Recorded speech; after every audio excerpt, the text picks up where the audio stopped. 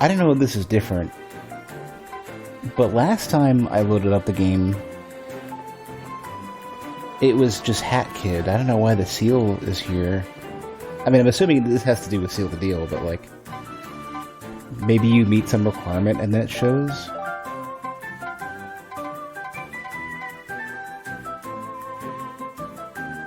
Not really sure. Let's see. Does this show Hat Kid? Like, am I playing like where I left off, or is this gonna be somewhere else?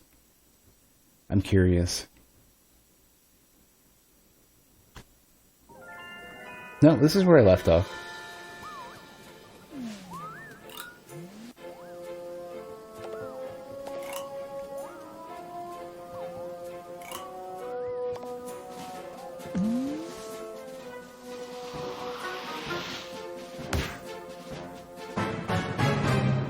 Almost to the finale, okay. What was that? Ah, I can't see what it is now. I think I just messed up displaying it.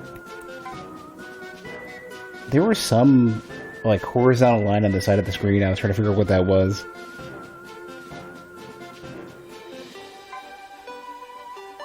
Oh well.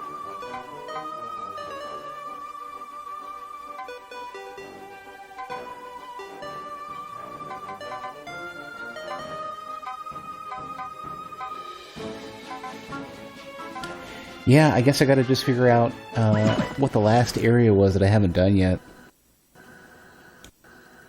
I know I did the bird. I did the cats.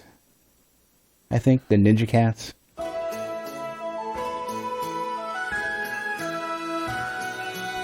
Trying to remember what else. The lava area, I'm pretty sure. Oh, it's been so long.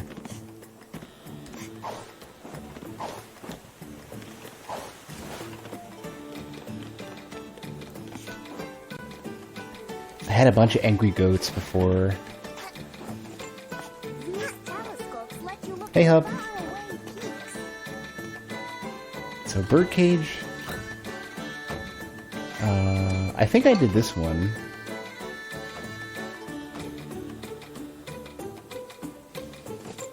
They are angry goats. They're super rude, too. But they've been infected by whatever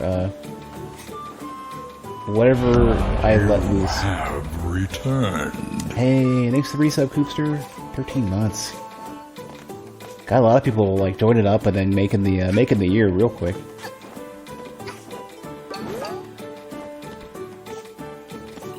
I'm actually kind of wondering if I should just display the sub count on the stream somewhere. What I'd probably end up doing is making it like a something that pops out every while or so, and then just goes away. Like shows up every 15 minutes or 20 minutes or something, and lasts like 5 or 10 seconds, and that's it. Something that's not like super obnoxious, but like I know a lot of people have sub displays, and usually like what you see is that there's like these are streamers who have. So I did the bell. I don't know if I did the windmill yet.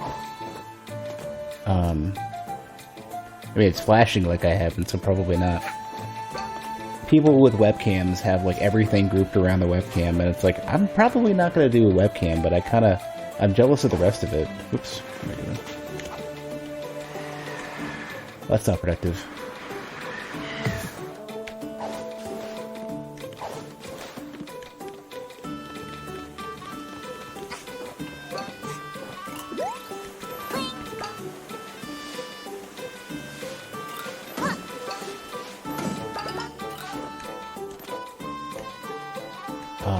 I need to go way up for that, okay.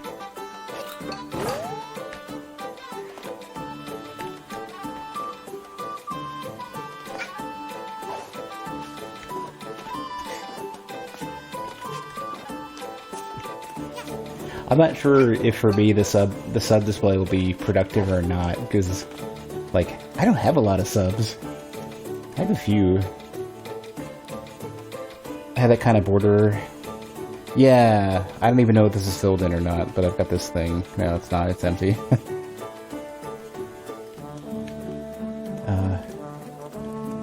I realized it was this. Windmill is this way. I realized it was too much space occupied, and I wasn't putting it to use, and I was just like, alright, I'm getting rid of that. I don't think I did the windmill. Pretty confident I didn't. Also, how's the audio quality? I spent a bunch of time messing with it earlier. It looks like the levels are a little bit low, but I don't know. That could just be me. I tend to want to get to -5 instead of -10. So...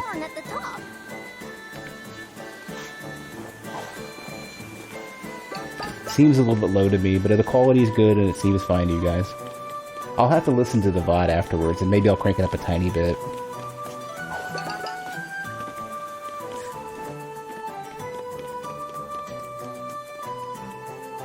The game crashed here last stream. It only crashed because, well, actually, I'm not really sure. That's a good point. I wanted to say it only crashed because I was, I like alt-tabbed in and out and made some changes and swapped to a different, swapped to my desk. And the game just froze afterwards. How did I make it crash for real, though? I think I did, didn't I? It's been almost a week since I last played this, so I don't quite remember.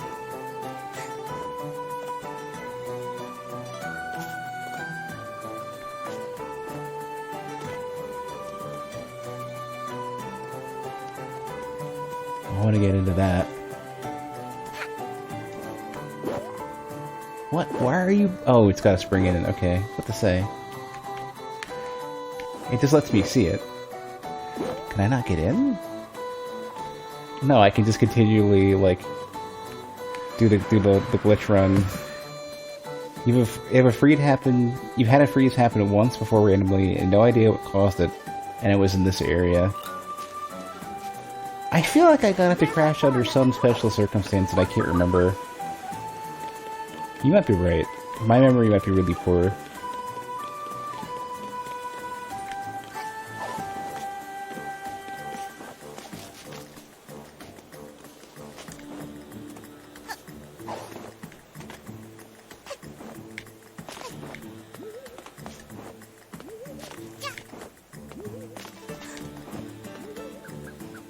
Okay, finicky rope.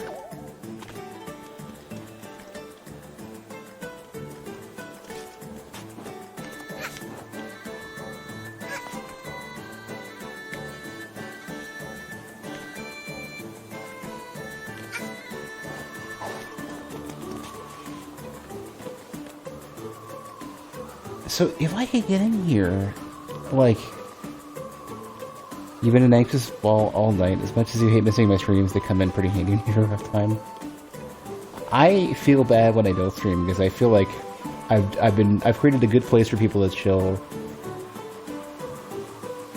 It sure seems like I should be able to go in there.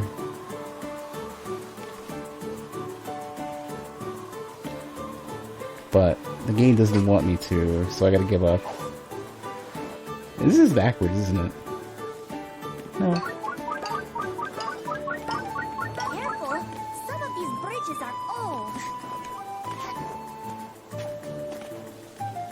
No, I went here the other way. I've been here before.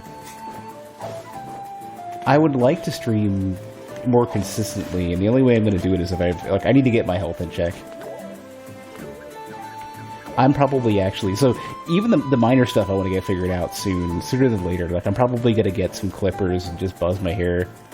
Like, get it down, like, not to, like, super short, but, like, an inch. Or a little bit less, maybe. Just to not have, all this hair... Like, it makes it hard to sleep, because my head's at a weird angle now. And it's getting in my eyes and stuff. It's like impossible to manage. But I'm also gonna go ahead. I'm almost certainly gonna go ahead and order some. I'm gonna order like an elliptical or an arc machine. Careful! Some of these I'm trying to get a beat of where I want to be.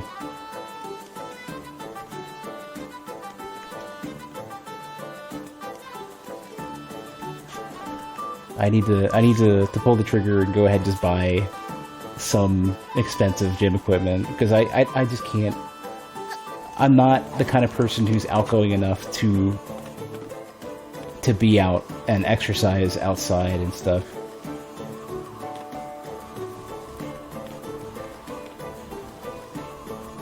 You know, I should probably just get on these. Careful, some of these bridges are... No, I already was. Wasn't I? This is backwards.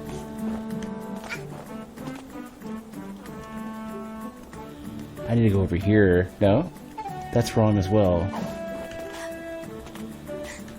Where am I? Like, hold on a sec. I got wires crossed here. Some of these bridges are old. You know what? I think I went backwards. Whoops. Oh, great. Thanks, Rope. You're the best. I think you have to jump or you don't have the sticky state. Or no, these ones you can't jump on. What? Oh, this is literally just the bridge and nothing else. And these aren't actually ropes you can use.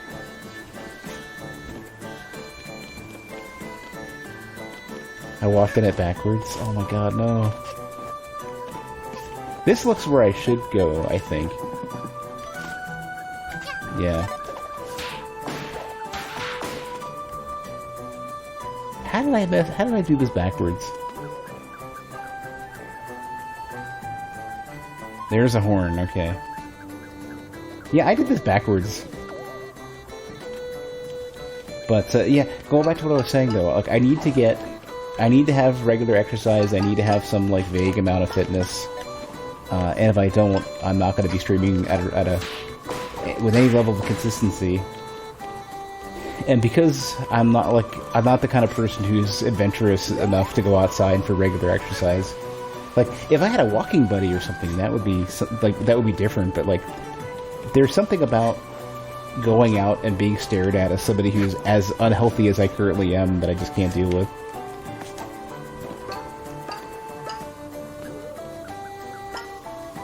So rather than get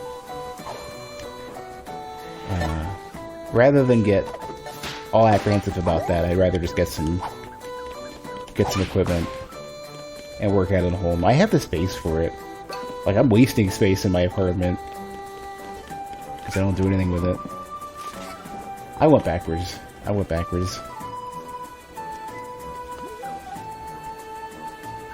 to get over there.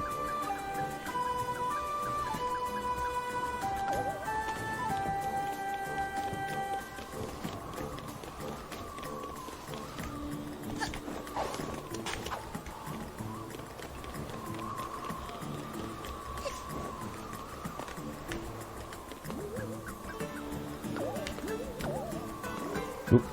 Okay, we're good.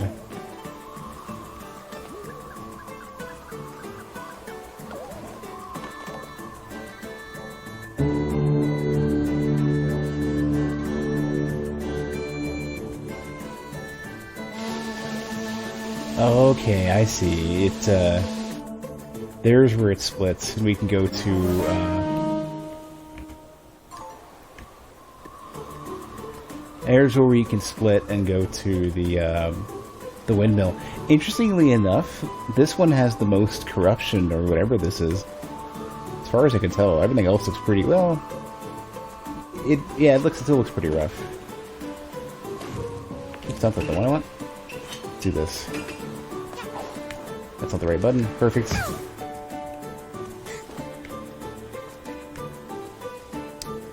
That continually gets me.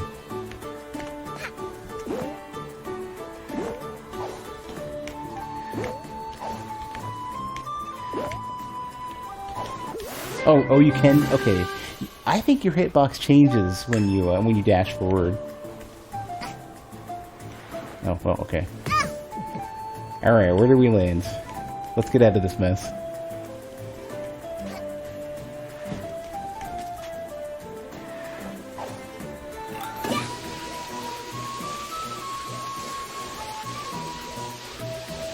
But yeah, I've been super apprehensive about picking up this equipment, but it occurred to me, like, there's been many long streaks of working out where I've always gravitated towards arc machines and ellipticals, and whenever I've stayed with them,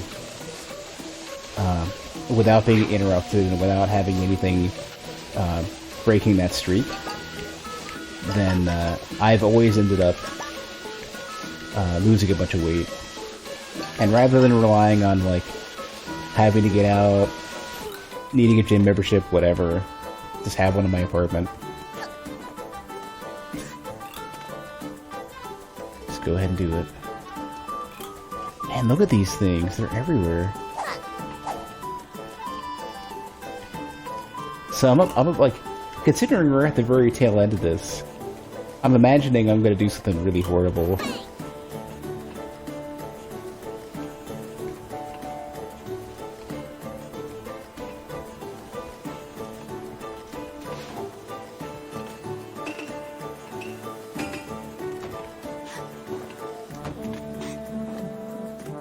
Before I do...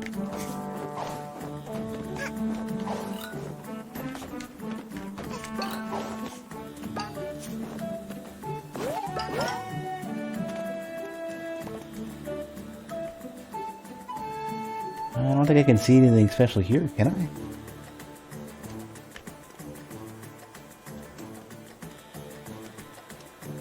Yeah, I agree. This area is... Figuring out where you need to go is a little rough.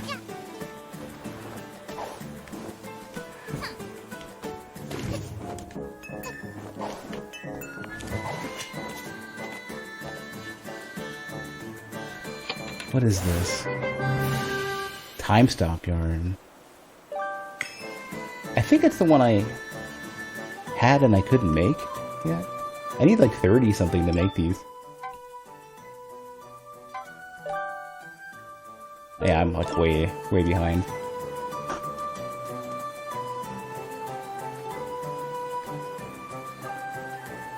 I need to be there, okay.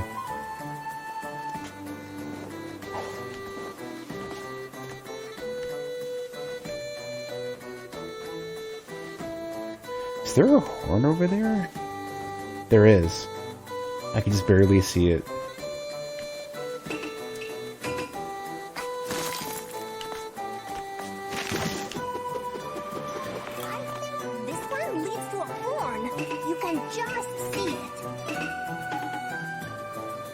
You know, I should probably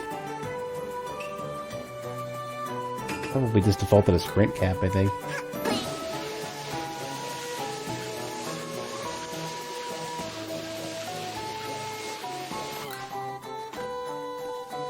Curly Tail Horn Trail. What's that going to tell me about this? Take care, kid. I went up ahead and was scratched slightly. I wonder if there's gonna be more cats here. Yeah, look, they got the warning. I can't even see you. Get out of here.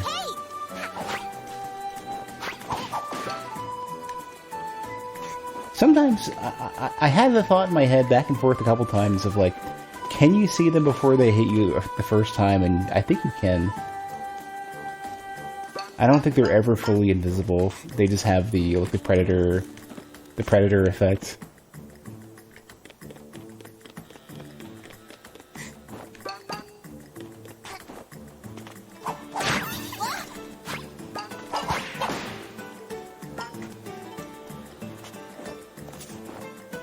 Not even sure if it's visible on stream. Maybe it's slightly too blurry for the stream.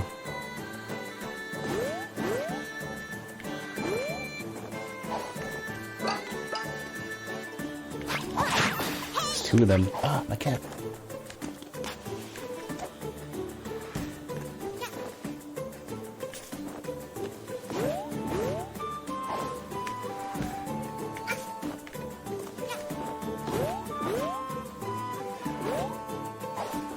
Why don't you... I'm literally moving towards... You know what it is? It's that your facing direction doesn't change. Okay, yeah, your facing direction doesn't change even though you have air control. That's so jank.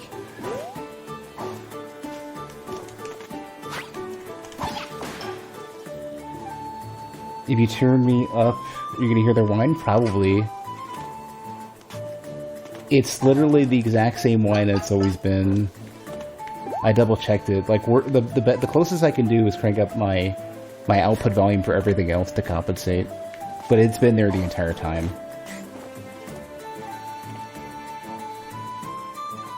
It's no different. You can't hear it? Well then, I blame the game music covering it up. It's been there.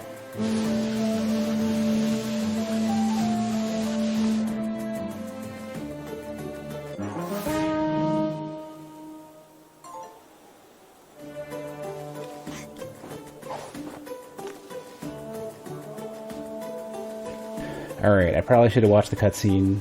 I was like, okay, we have another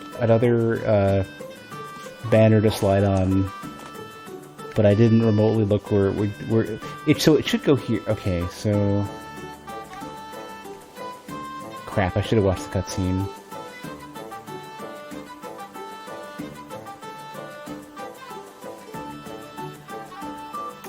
Crap, I didn't see where it went. Damn it. I turned away for 1 second and it's already covered. Partly because I'm mashing, I think. I think I skipped the cutscene. Otherwise, I blinked to turn around. Squaga Raid. Welcome, everybody. Got ourselves a Squaga Raid. What was Squaga streaming? Monolith, maybe? I'm trying to remember. Hey, Squaga, what were you streaming? I saw you make a post at some point. I think today, but I can't for the life of me remember what it was. Also, thanks for the raid. How's the Hat in Time treating me, going for me so far? It's going good. I have a incredible penchant for getting lost, so I'm like trying to get a good beat on where I need to go. But I'm getting there.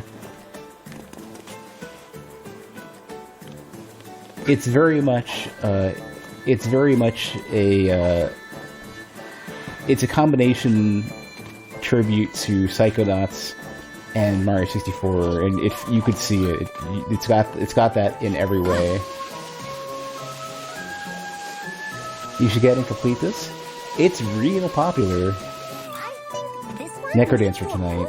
Story mode PT attempts.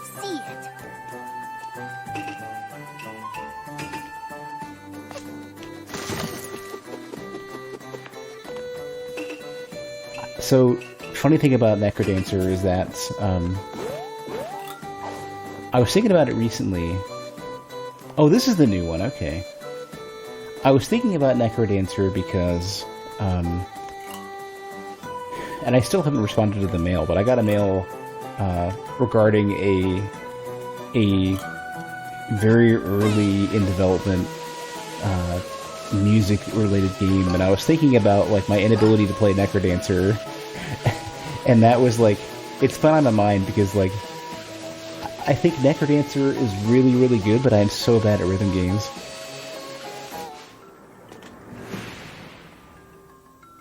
Some Mario Sunshine vibes as well. Having not played Sunshine, I'm not really sure. That's one of the ones that got put out in the updated Mario, like the Switch Mario, right? It was the Galaxy 1, Sunshine, and then something else.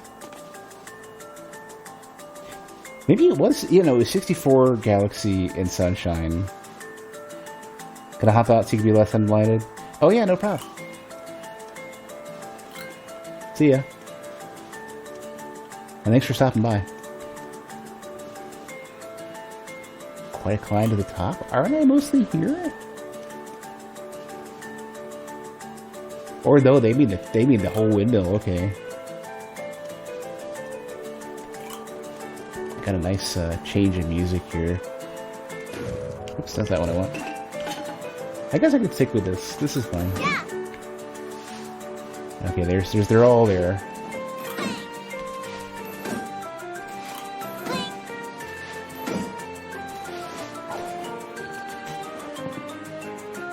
Those are the games that are in Switch recently, in like the triple pack.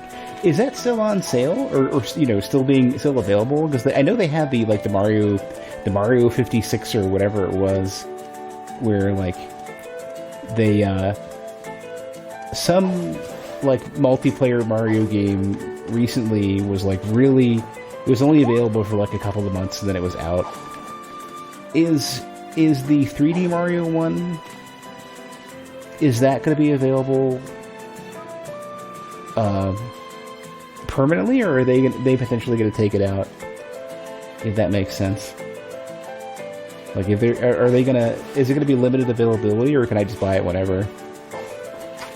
Because I want to do a Galaxy 1 stream. So I've been saying if they ever release Galaxy 1 HD or on the Switch or whatever, I was gonna play it. But I'm not like in a rush. I got other stuff I want to do first. Welcome, young one. Please make a purchase at my humble stall.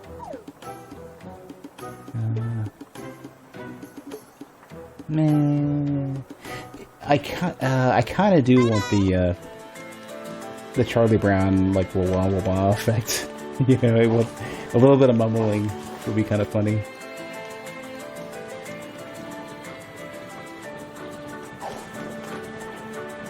That was mega fun to watch too. Which was the that one Mario game, the Mario 56 or whatever it was.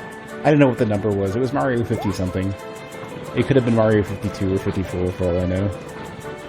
I don't know why they chose the numbering. Maybe it was like some technical limitation, but I would have thought maybe it's just because they didn't want to use 64. Wait, it's not a 56th anniversary. Why would they have chosen 50 something? 50 anything? I don't know what I'm doing here, by the way. I'm literally just kind of winging it. There seem to be collectible generals, so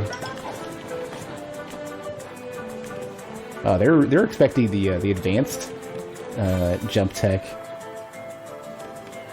Normally, you don't really see much stuff like this in a platformer, where you do that sort of like under. Like you fall to double jump to get upwards, you know, or to catch a ledge. You didn't really start seeing that until like Guacamelee and whatnot. Like some of the more clever like indie platformers doing that. Like Mario never expects you to do that.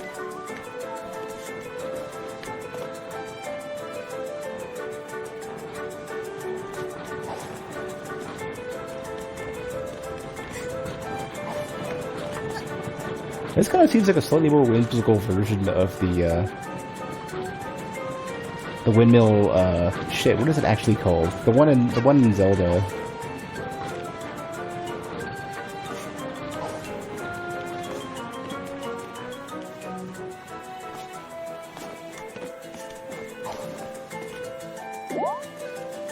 You hear like a small hint of reference to the Song of Storms, that's what it is.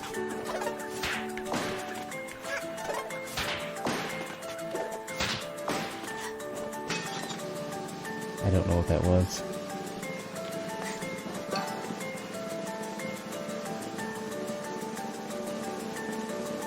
It's building up to something. I think it's going to expire now. I'll have the option to do it again, I think. Right?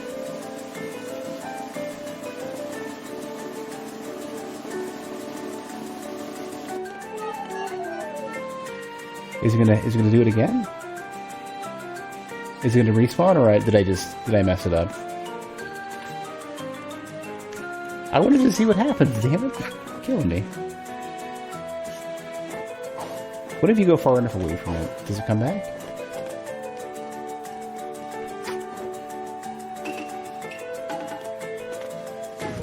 Nope. Right analog stick doesn't work as well for switching hats. I don't know why. No, that went away forever. Can you permanently ruin that?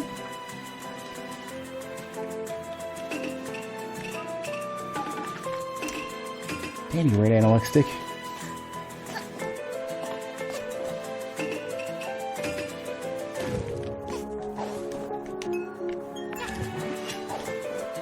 It'll show up when the level gets reloaded.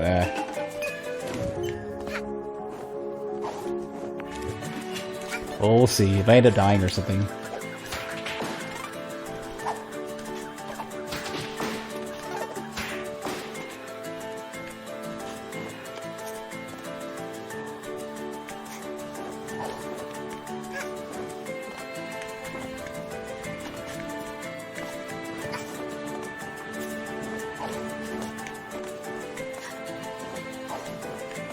The ledge grab gets real jank on those platforms.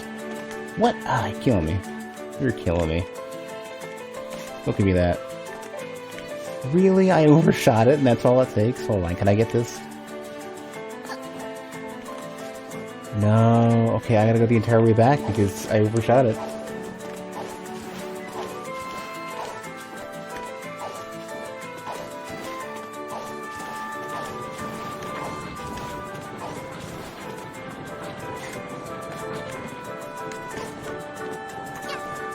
I've noticed there's like a lot of like slippery kind of feel to some of the ledges.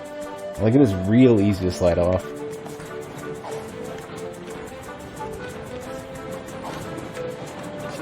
Oh, camera doesn't like that. Okay, that's really annoying. So you have a lot of air control, but Hat Kid just does not want to turn around ever when you're jumping.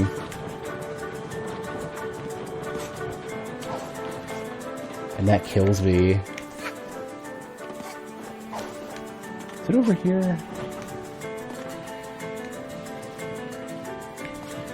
Well, this is not where I was before. Ah, I should go back and blow that horn or whatever it was.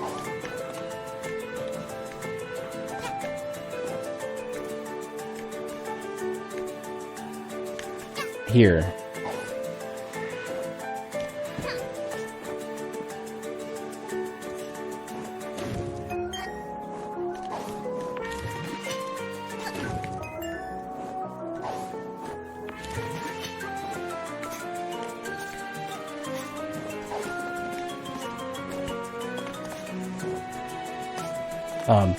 So the reason why not turning around while you're in the air sucks is because you only dash in the direction you're facing, which is like incredibly frustrating. Okay, what did I do? Okay, that's a short. This is a shortcut. Okay.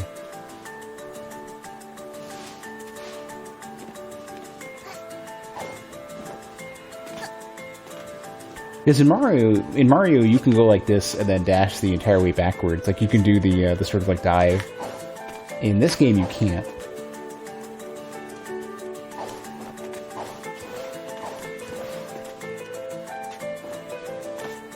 Okay, so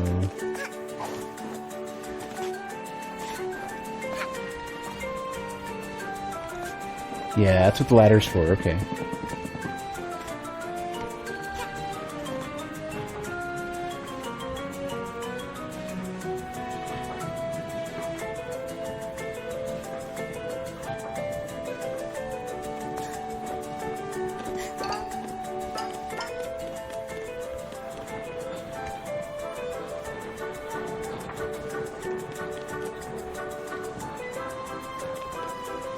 How do we get there? It's like way off to the side. Okay. Let's not worry about that right away. We'll keep an eye on it. Yeah, it's like so far out.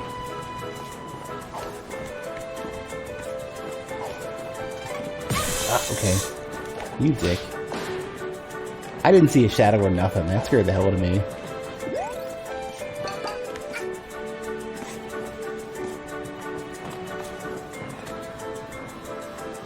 You know the one thing I want to see with all this, that they're doing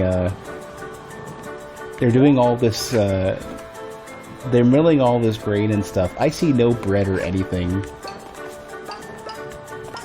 I made bread today, actually. A little bit. I made about 100 grams of bread. 100 grams of flour of bread. Made a couple of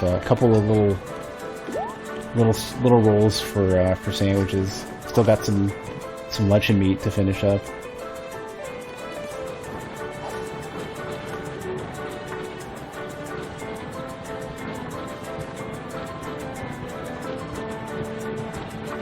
I've completely lost. So it's over there. Yeah, there's like a whole other side of this that leads to where I'd want to go, like over here, I think, or something. Like, if I go... Have I not already been around here? Like out and then to the right? I don't know if I'm just going backwards to get to whatever that yarn was. Yeah, I think I just made a loop. Oh well.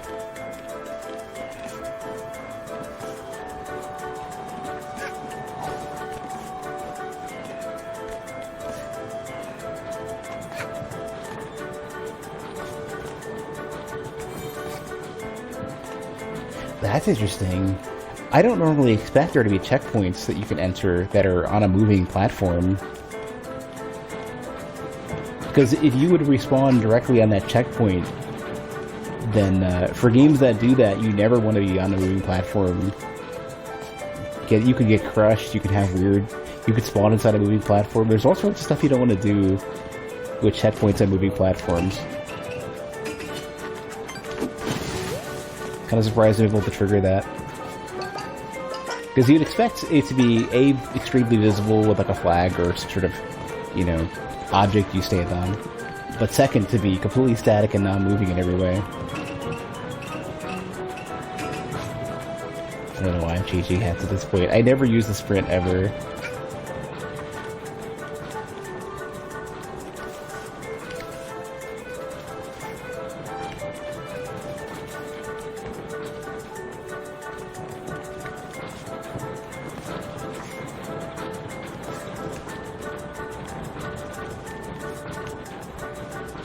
What would I jump onto though?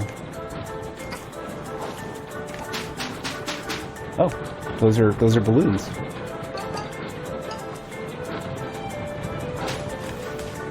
Alright, that's exactly not what I wanted, but okay. I wanted it to jump under them and do a slide, and instead you just... Oh, those are like sacks of grain. Those are balloons, but they just work like balloons because, you know, cartoon magic.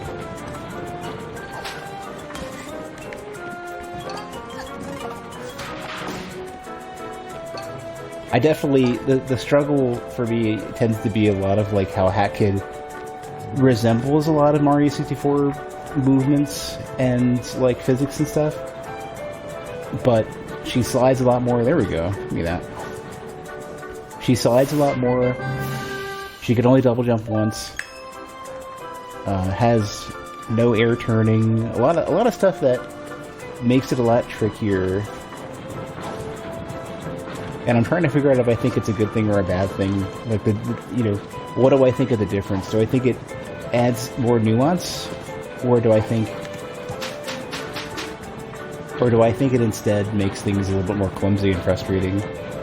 Like, for example, is it on the scale of, let's say, for example, Dark Souls to Dragon's Dogma to a character action game like Nier Automata, where you have, like, no punishment for anything, you can cancel out of everything, or Dark Souls, where everything is the most deliberate it can be, or Dragon's Dogma, where it's somewhat in between.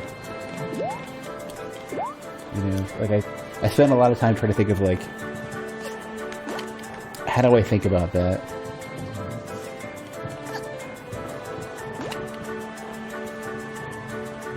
That's an interesting way to handle that.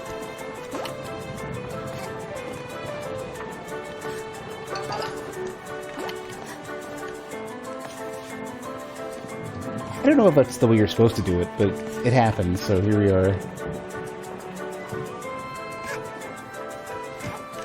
What happened there? What actually? What did I? Was I stuck on it? Was it a ladder? Does this act differently? Like, I wasn't climbing up it like I was before. Okay. Alright. How is that actually supposed to work?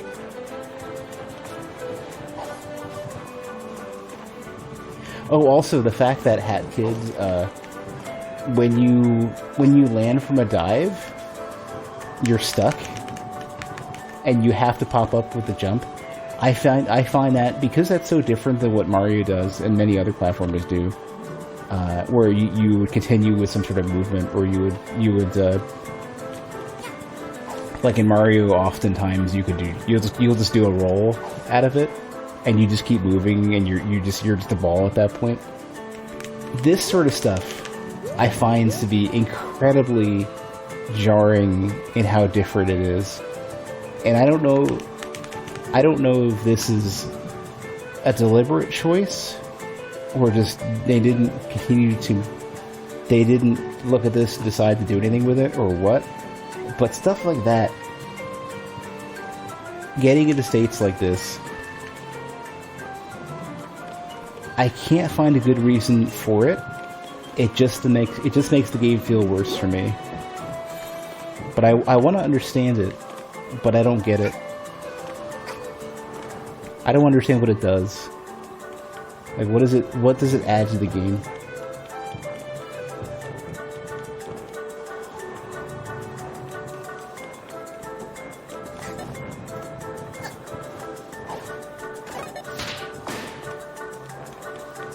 This is what happens if you... Okay, I was about to say, I was like, do you get webbed?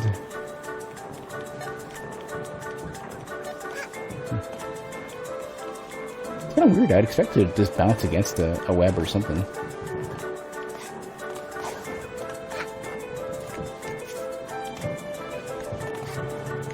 Yeah, how is this actually supposed to work?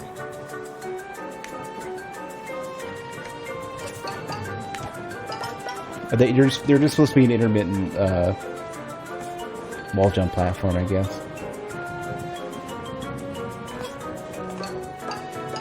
Most games that do that tend to make it work like a ladder instead, where you hold on. So, like, the differences in the language for this game, and like what your verbs are as Hat Kid versus other protagonists, you know, Mario or whatever, I find so strange.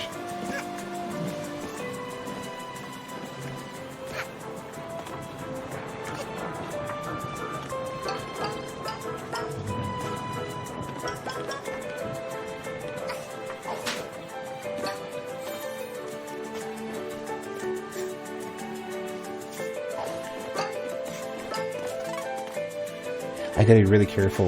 If I'm not facing a platform... Okay, so like, for example, if I'm not facing a platform like this, right, and I want to snap to going forward to catch this, you can jump... You can jump like this, move towards it, and decide you want to dash to connect. So you jump and you dash to try to connect as you're holding towards it, right? Like, stuff like that, the fact that you don't turn with your dash and you don't turn mid-jump throws me off, because, like, if you double jump, you turn, right? If you do the double jump, so you're jumping away, and normally you just move to the side, right? But if you do the double jump, you move towards it, and you would think that the dash would have a similar behavior, but it doesn't. And stuff like that is just blowing my freaking mind. Like, I can't wrap my head around it. Oh, and especially stuff like this. So, okay, so for example, let's say, for example, you double jump. So you double jump and hit this this platform, right? So you do this sort of thing, and you're facing away, right? And then you're like, oh, I should probably dash to complete my jump, right? And even there, you're jumping backwards. But if I want to do that and I want to double jump, I'm going to dash right off, because you can't correct your facing direction. So you would just dash off of it. And if you've already used your double jump to get onto the spring, you're screwed. And I can't wrap my head around why you would do that. Like, it doesn't make the game... I don't think it makes the game better.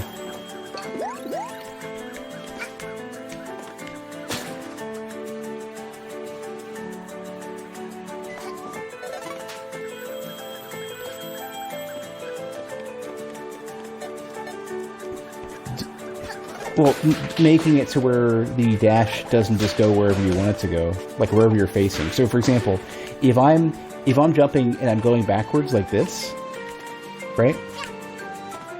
If I dash, it still tries to go forward. But the double jump will turn you around. Why are they different?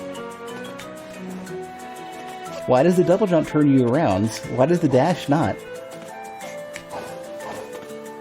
It's like, what? Like, there's so much like shit that doesn't, and then the thing where like you can double jump into a wall and you can jump off of it, but you can't double jump after this one. But if you jump into a wall without double jumping, you can double jump until you land. It's like, what? like every other platformer allows you to double jump, wall jump, and then double jump again. And it's like, why though? Like, I understand it's a little bit more limiting, but like, I don't feel like the level design benefits from it in any way.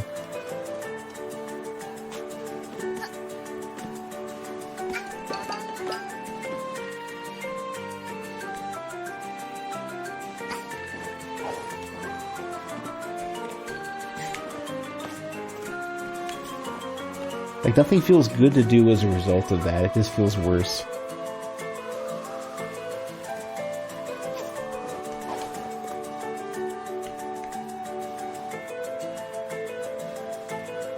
This is such a suspect balloon. I don't know, like, the problem is that the angle in which you hit the balloon is going to be really important, and I don't know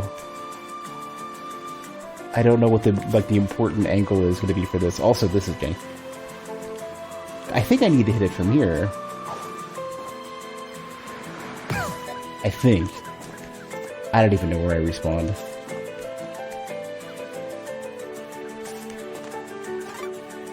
I've lost track of where I am now. Oh, and another thing. So there's no extremely clear, punchy sound for when you land from a dash like that.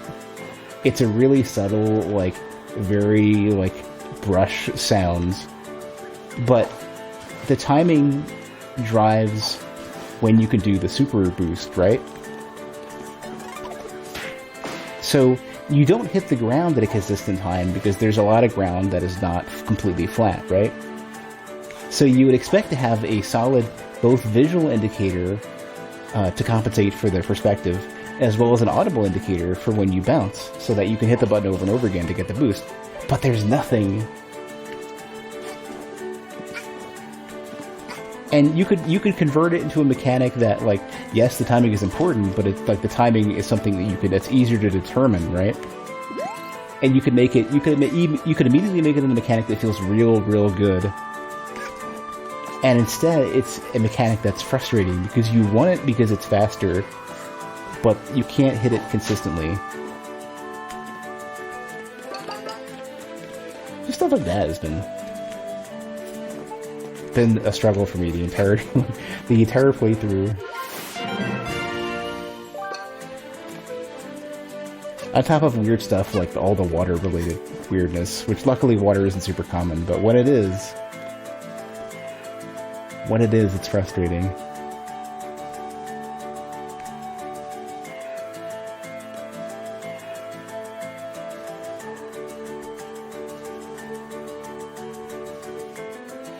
What was this all about?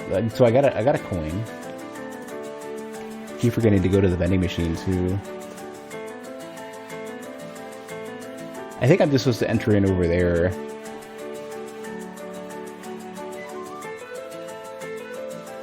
I feel like I put way more effort into getting here than I should have. Ah, okay. I was about to say, yeah, there had to be something extra here.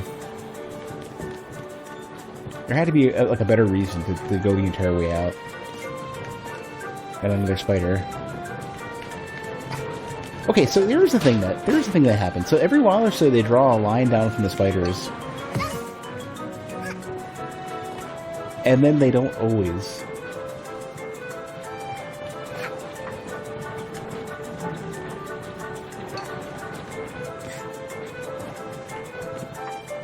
Like, you can see really clearly over there is.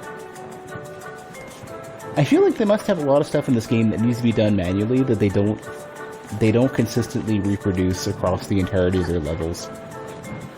Like stuff that doesn't automatically occur whenever they... what was that all about? What did I get hit by? I think I got pushed away because of the little There's something sticking out in the center of that pushed me out. A little nub. I don't know what to call it. Yeah.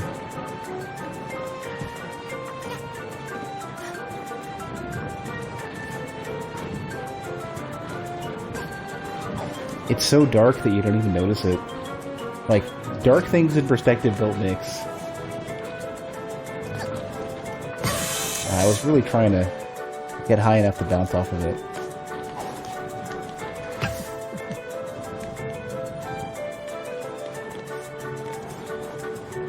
The Sonic dash. Okay, that was my R2 button being a little too sensitive.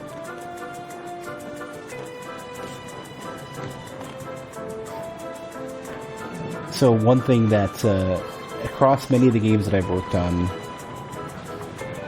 and some others that I've just read up about, one of the very common things that you see is arbitrary lights being placed in levels to make stuff, to highlight stuff you need to pay attention to,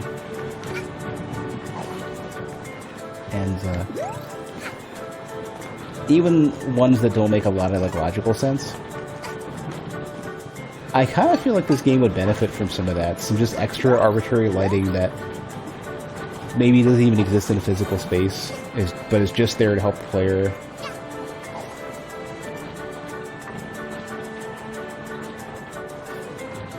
Despite doing 50 plus runs of the game, you feel so lost watching this. I feel a little bit lost playing this, just because I feel like I'm there's so much stuff that is designed that feels so foreign to me in this game, and weird perspective shit like that, where like head-on perspective in a platformer just is not intuitive in a 3D platformer. And there's even a mode that tries to orient the camera, like it's doing it right now. They're trying to orient the camera to make it like this perspective should just not really be a thing. It should be like up and slightly to the side. This gives me like no perspective information whatsoever. So there's where is it? There's a camera setting that says like camera assist. Allows the game to contextually control your camera for a better experience. And like, I'm pretty sure I turned it off. Okay, well that's great. I didn't realize there was a sticky wall there. Let me see if it stays off. No, I can't control the camera. Hold on.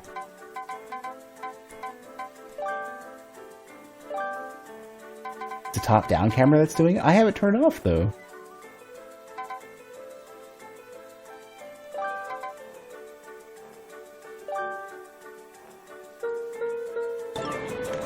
I should be able to move the camera like this. I mean, this particular camera is generally kind of fine, except for the fact that, like, there is some background element shit I can still get stuck in, like this, which has gotten super jank now. And I can't undo... So I can't grab those ledges for some reason, even though I was able to earlier. And now the camera is stuck like this. Camera control is part of the level, but can't you disable it? Isn't that what you're disabling in the options? Okay, so the front blue portion of these things you can't grab onto. The back dark portion of these things you can grab onto. What? Like, what? Come on. This is terrible. This particular spot. This particular camera angle is at least... Okay, now I can change it there.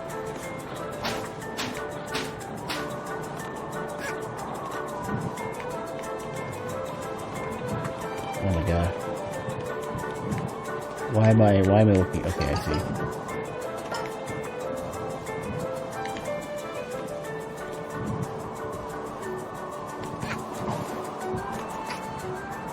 I'll just imagine if I didn't have the no bounce badge,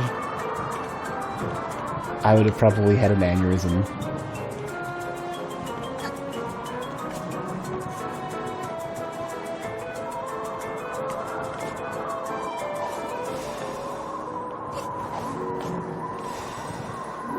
Some of the badges feel like they shouldn't be badges. They should just be things that you are either built in, like the no bounce badge, like this should just be on all the time. Like item magnet, I can understand. Camera badge for photo mode should just be on all the time. Pass Hatter, I can understand. Scooter badge, I can understand. Projectile badge, I can understand. Why are there quality of... This is like... There's a couple other games that have done this as well, where, like, displaying enemy names or displaying enemy health bars are, like... Health bars I could sort of understand. Displaying enemy names... It's like... Some of the ones in, like, in certain Metroidvania games should just not be special upgrades you get. They should just be something you can turn on all the time and never be something that's like exclusive. Like, oh, I can only equip 3 things, but the no bot badge is one of them. Fuck that. That's on all the time. Photo mode doesn't make any sense either, because photo mode is like, don't you want to encourage people to take pictures and share pictures of your game at all times? You would never want to have a badge that could take the place of, for example, the hookshot, for example, or the no bonk. Like, I would never use photo mode. If I didn't have the Switch, I would be taking a lot more pictures. Because I have the Switch, I'm not doing it. Because, like, why am I going to give up that space? There's a lot of, like... There's a lot of early indie game tier decisions made with this game that are very clear that they're indie game decisions. Like, stuff that, like, more mature developers know not to do.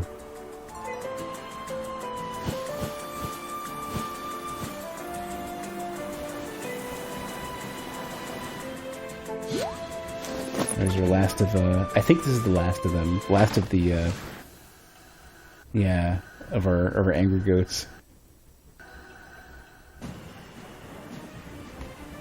Oh, we're just gonna get the entire map, okay.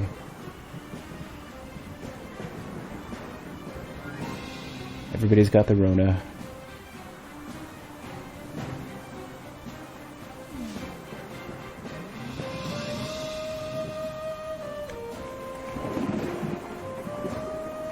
Ooh, and now they're... Okay, so now that I've gotten everybody infected, I've got to go back and then make everybody wear masks and stuff. This map is full of Karens now.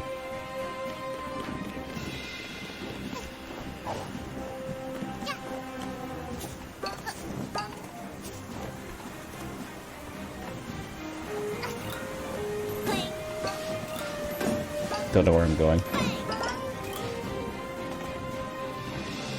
Goat Karens. Let's go towards fiery Goat Karen first. Oh, and all the geometry is so much different too. Well, some of the geometry, a small amount of the geometry is different now.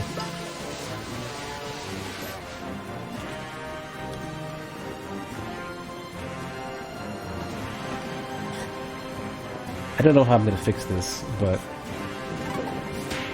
we're going to head towards the bottom and then figure it out later.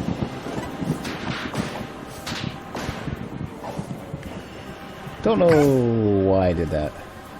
Was that just a dead end? Hold on.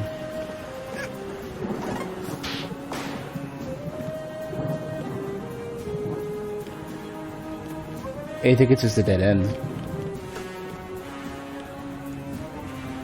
Well, that's just rude. Why even pretend I can go in that direction? Make the spiders get scared. You dicks.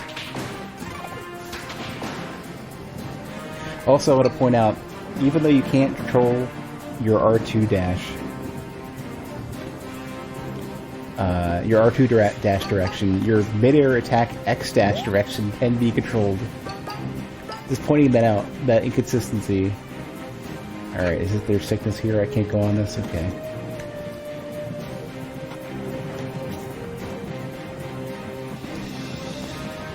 Should I have gotten the Yakuza just to get the mask? So I'm insulated from the disease. Okay, so I see... Like, am I supposed to go up here instead? No? Oh, I see. It's just hard to see because of the way that the level detail is set up. Those hooks are consistently difficult to see.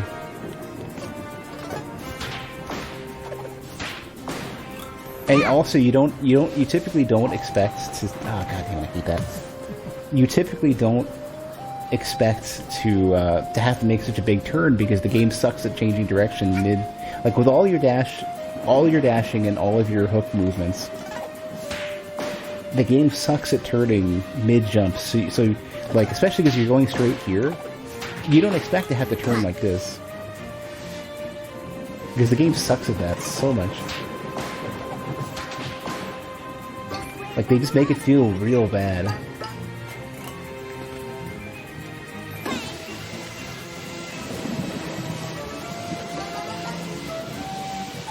I'm looking to see if there's anything on this banner.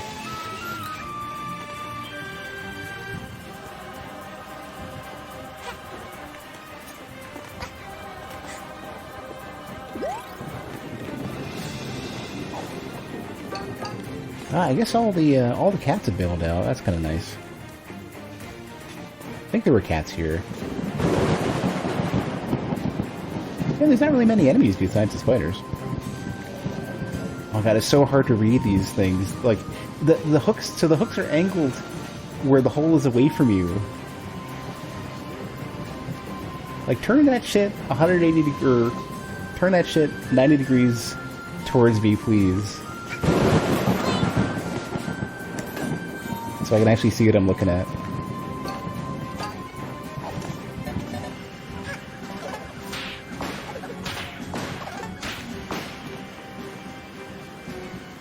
This game is going to upset all my design sensibilities, I swear.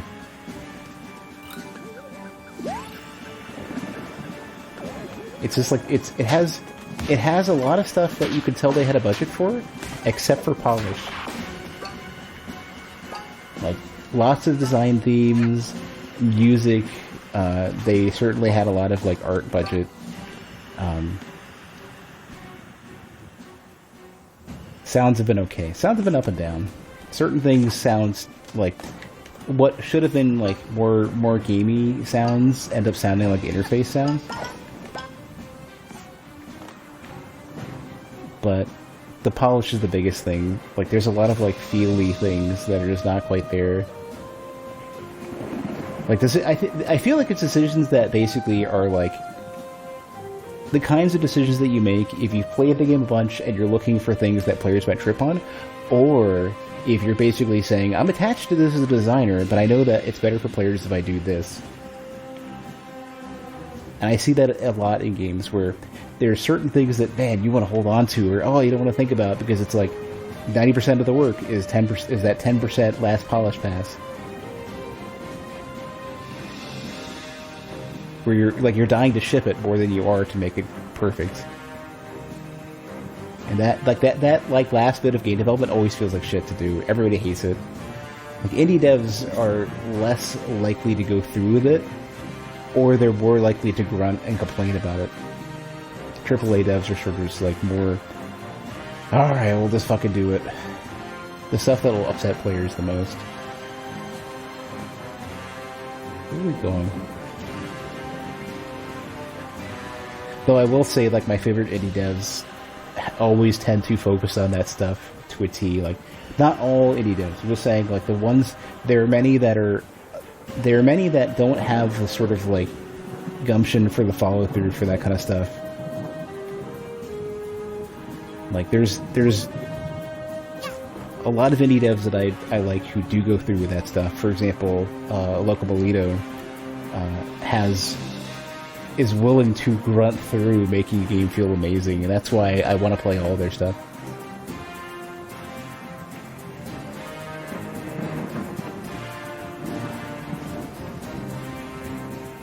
I think I'm getting distracted because there's more than one, like... That icon isn't relevant to me right now, but I know I need to go there eventually. Next to the cage. And that one over there, I don't know if I'm... Yeah, that's the one next to the bell, I think. I need to focus. I need to start getting distracted. I need to stay on the fire one. I don't know if there's another bell or something I should be going towards.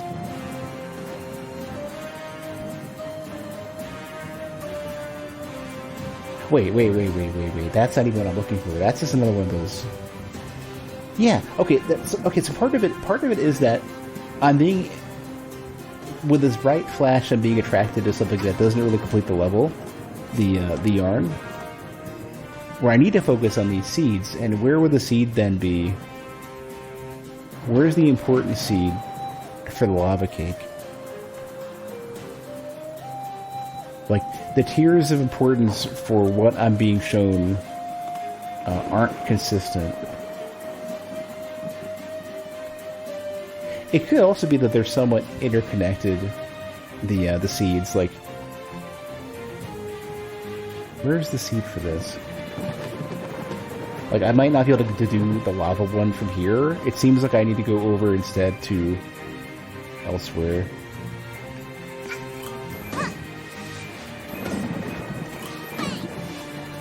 They might require you to go through more of the entirety of the, more of the entirety of each individual area and crossover. Yeah, it certainly seems like that.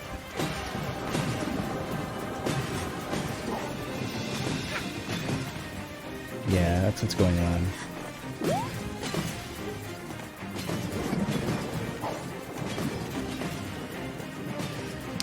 Oh, it's flat out shoot. I wasn't sure where they were coming from for a second. Okay. There's the angry goats.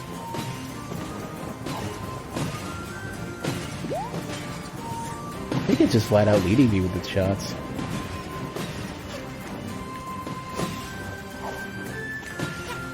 Come here, you.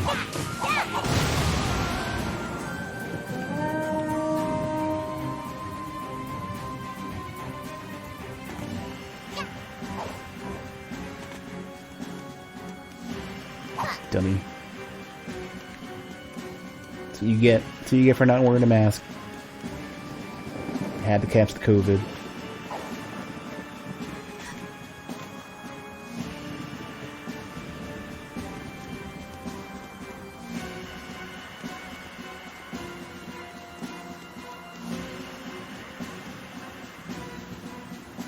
Probably put on the one mask I have.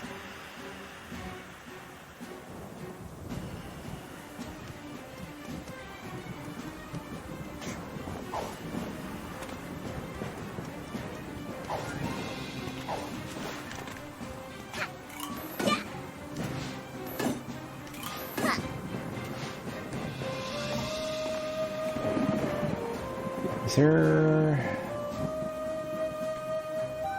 I don't think there's any sort of, like, proper shortcut. And that's still cut off, too. Okay.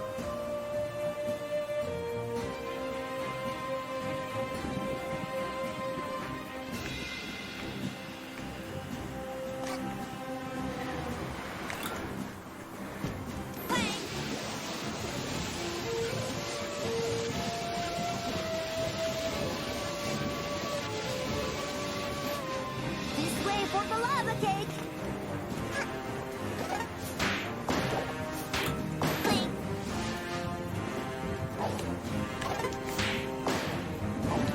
Okay, I know what it is. They either I did this entire thing backwards, or they optimized the visibility for the way out rather than the way in. What? Really? They optimized the visibility and navigability for that path for the way out? I wonder if I went in backwards. Like, if you're able to get through it, you should be able to do it both ways, and it should be visually clear and distinct. But did they optimize it for the way back? Really? Like, you never want to do that. The way in is more important than the way back.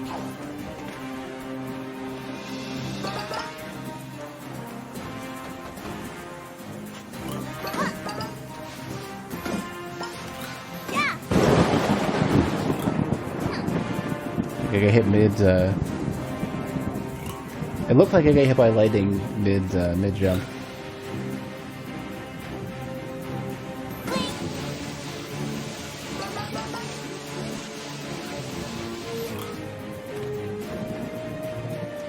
Oh man, it's kind of sad too. You can tell how incredibly ambitious this game has been. Their execution is just a little slap.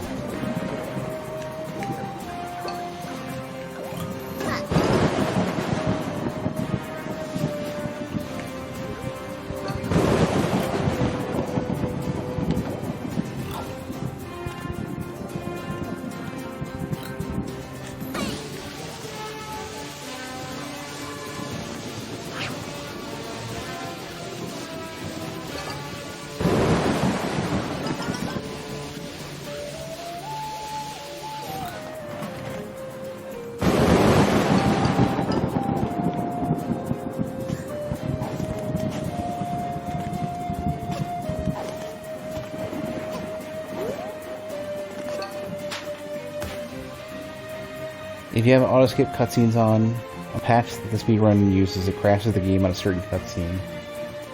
Oh my god.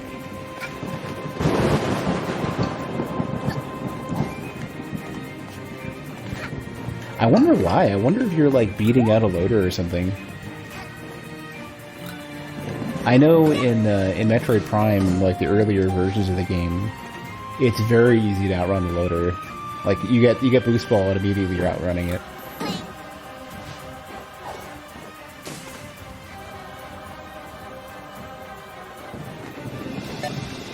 And I had gotten... Oh, it didn't do damage? It just knocked me down? Now it did damage, okay. Ugh, stop.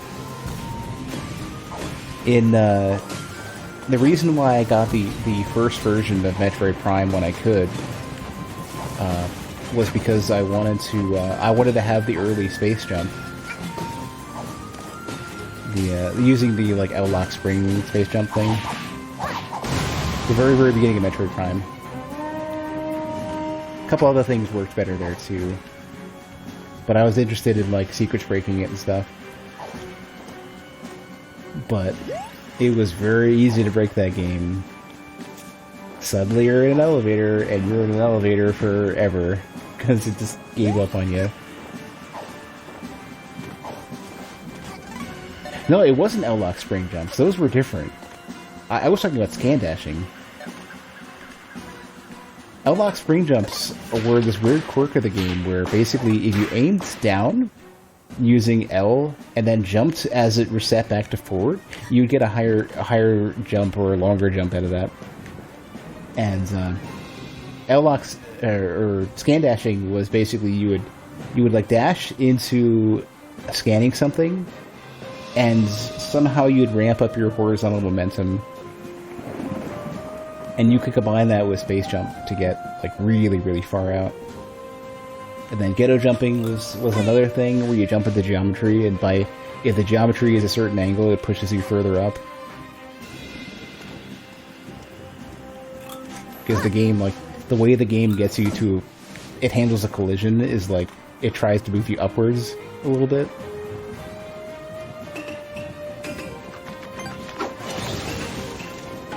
Actually, this game kind of does that too. We saw that in the forest area, the spooky forest.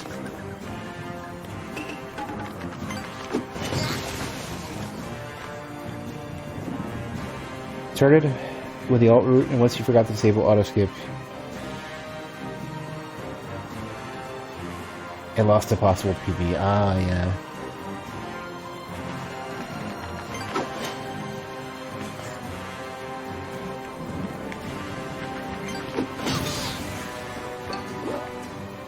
It's gotta be frustrating.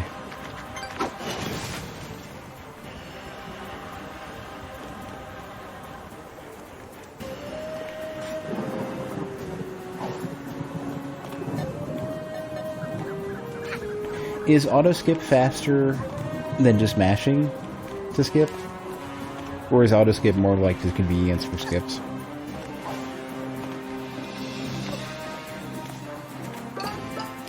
I know in the Messenger, they basically added a button combination you could hold to auto mash dialogue for you, and they actually had to speed it up because some of the speedrunners could auto mash faster than their default speed.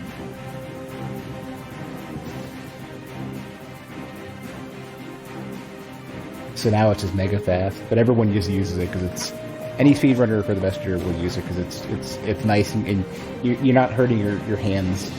That was actually why I didn't run it for, like, there was a period where I didn't run the Messenger nearly as much as I would have. Oh, I had it too. Remember how we were talking about weird shit in this game? Sort of like unpolished-y, kind of like jank shit that happens. It would be really easy to add a massive, just like death box or a fall box under this island, and they just didn't, and I don't get it. Oh, remember? Okay, alright, okay. Remember how I said this game had ghetto jumps as well, and weird shit like that? Remember that thing I said earlier? This game is so fucking, like, kludgy, it's so jank.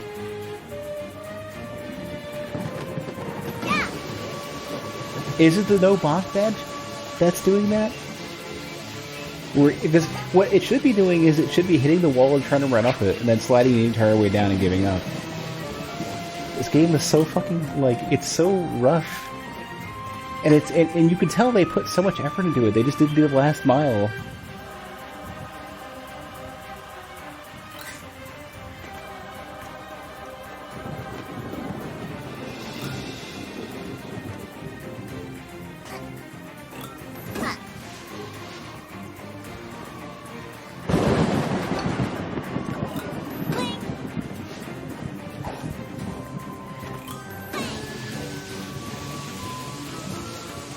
But yeah, like, I don't think I can go by, like, 15 minutes without finding something super jank in this game.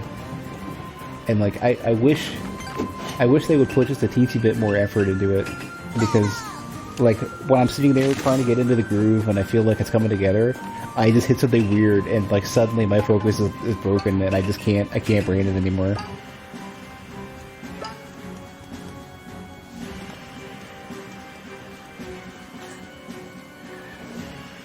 It's the same way that, like, Graveyard Keeper was an amazing game, except for the localization. I don't know which one I want. I think I got it right. Graveyard Keeper, maybe they fixed it too. Because they've had many patches. Like, Graveyard Keeper is now, like, at least 25% more game than when I played it initially. And that's saying a lot. There's a horn at the top. But their localization was so clumsy. It felt like it was a slight edit of a Google Translate. And anytime I hit one of these weird, like, broken grammar lines, like, suddenly I'm, like, taken out of the immersion. Like, I'm thinking more about what they're trying to tell me and what the actual sentence is than I am about whatever's going on with the story. And that's kind of why, like, at some point I'll probably end up replaying Graveyard Keeper, mostly because while I do remember some of the story, I immediately kind of brain dumped it every time some weird ass, like, clunky line came up in the dialogue.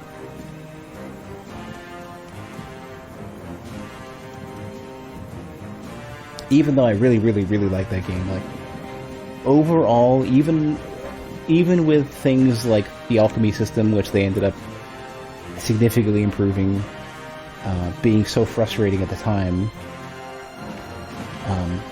even with all the stuff that I might have had misgivings with, it was the other side, okay. I still think Graveyard Keeper was a really good game, and I like it a lot, and I feel bad that I didn't, get a, I don't have the VODs anymore, I didn't save them. Stardew was the same way. And I would put Graveyard Keeper on a similar level to Stardew, and that's, like, a huge, considering how good Stardew was, that's, like, huge credit to Graveyard Keeper. But, you know, the few things that were clunky and frustrating with that game, like, stick out in my head, for sure. Same way that the weird platforming and the weird janky buggy shit in this game stand out to me as well.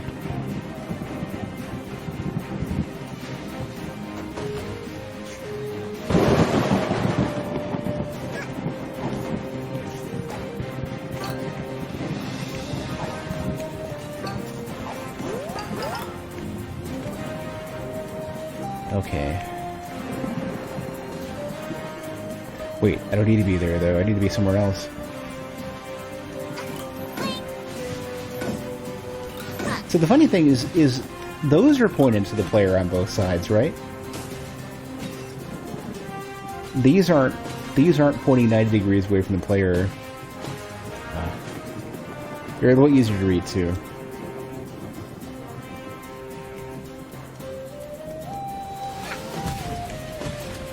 Lots and lots of weird shit.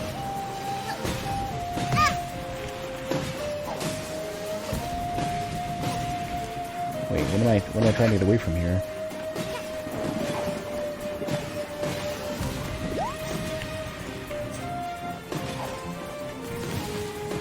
Alright, we're almost there.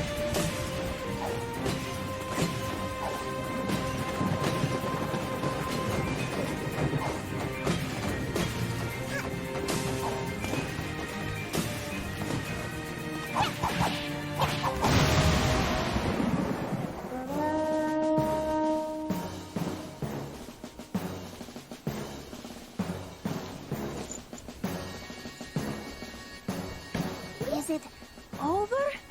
The air is clear again. And the goats seem to have come to their senses again. I don't really understand it, but I assume we have you to thank. We found this in a cluster of those flowers after they wilted again. Thank you for helping us.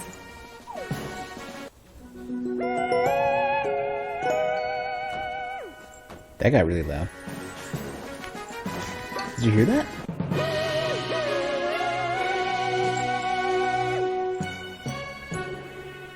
I'll have to pay attention to that. If the hourglass reveal sound is louder, then that's another thing I gotta put on my list. What other game did that? There's been a few games that have done that, where their audio balance is really jank. So that was completely unexplained then. I was hoping that the corruption was like based on subcon, like whoever the subcon dude was, the spooky ghost. Just arbitrarily no explanation. Just suddenly there's nasty seeds, and then I'm wondering if there's gonna be story in the long term that'll kind of tie this all together. I guess I completed everything. No. There's one more.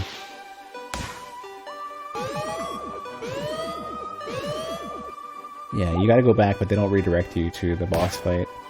No, that was the finale? Okay, well. Alright, well. that's that.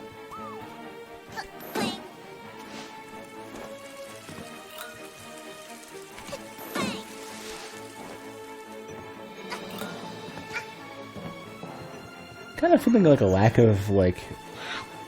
of connecting story besides the needing to recharge the spaceship. And then Mustache Girl has completely disappeared.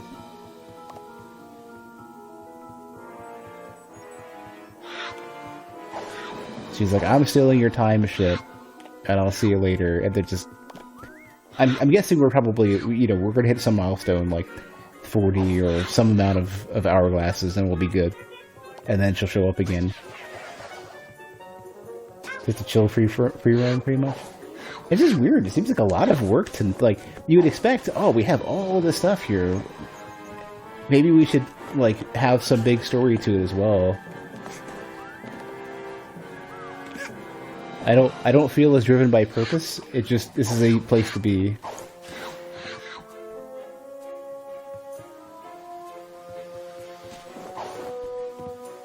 Yeah, it's sort of like, I guess that's kind of one of the things that works so well with Mario, is that Mario puts so much effort into just making sure you gotta go beat up Bowser, you gotta go get the princess back. Most of the time. I think there's like a couple Marios where you don't, but I think they've relied on that. Lazy or not, it works. And this, it's like, I gotta fix the ship, sure, but why am I fixing it? Like, what do I get out of this?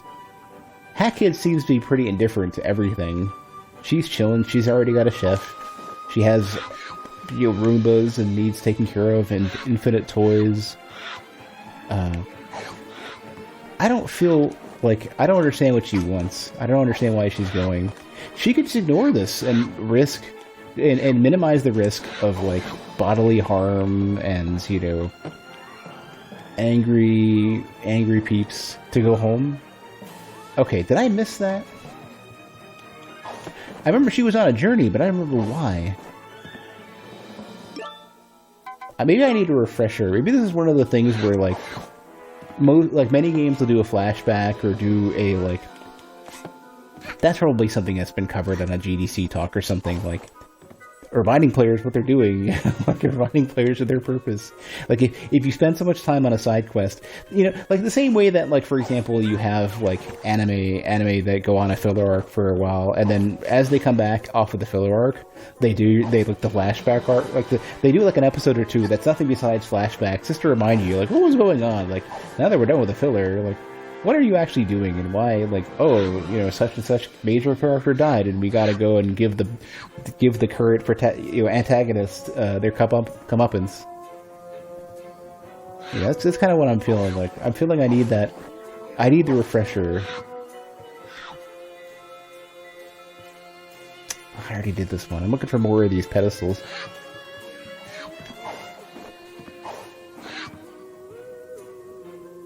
Well, it has been a while since I played, but they also touched on it for 2 seconds, and then they went on a giant, like, drug-fueled, you know, trip across the galaxy to places that are very disjointed in theme. And, you know, Mustache Girl showed up and then bailed, and, or Mustache Kid showed up and bailed. And, we haven't heard from her, so it's like I've had a lot of other games, I feel like, make more of a point of either reminding you who your antagonist is or what your overall goal is. And with this, it's been so... I've just been kind of wandering off in directions and like not remembering any of that.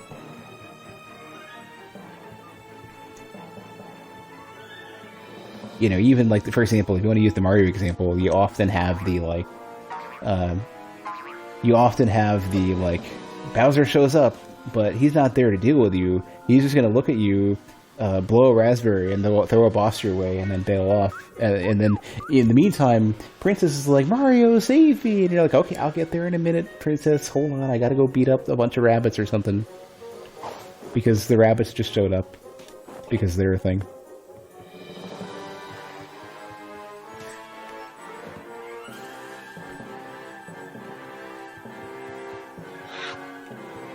$15 presents to unlock? No, this is just how many I have. This is nothing new. This is just what I've got.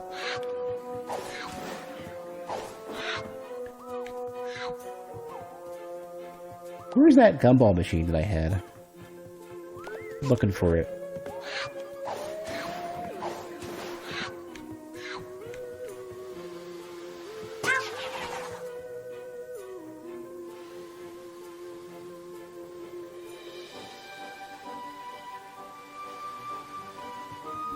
I seem to have lost track of it.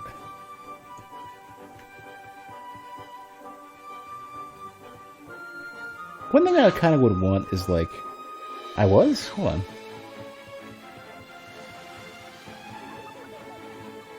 There it is. Oh, jeez, it's like off to... It's... So, okay, so one of the things that a lot of games do that this game doesn't do is they don't... Like, at any given... Anywhere you're looking in particular... The level of distinctness and the level of like bright and colorful on anything you could do doesn't stand out relative to everything else in the scene. Like, there's lots of like bright and colorful shit anyways.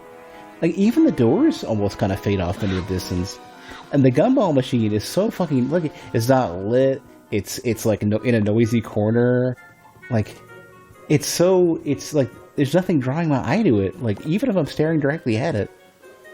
Like, so many other games do this, like, even fucking Dark Souls does this well, where, and that's a funny thing, like, I didn't really notice so much that Dark Souls is doing it, especially because of the way that, especially, Blighttown did it, and Blighttown was, like, such a nasty experience for me until I started really paying attention to it. But Dark Souls, for example, let's say, for example, you fight Stray Demon, right? And you're looking for the ladder to climb back up to get your way out of the asylum. There's a torch next to it. And Dark Souls is extremely selective about its lighting to make you pay attention to that stuff. Or, at the very least, you know to start paying attention to it when you start seeing it. And most players pick up onto it really quick, and not everybody does. But a lot of games use the simple, like this area is more lit than everything else, so this is important. This game is so fucking bright and colorful in ways that I think are probably destructive. Because there's so many things that like aren't important that are lit, or are less important. There's no hierarchy to what you're looking at in this game.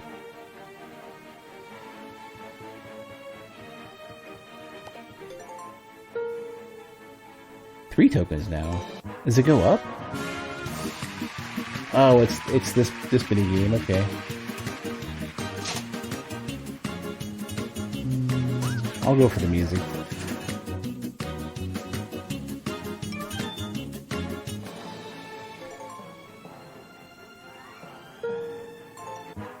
Maybe it's always 3.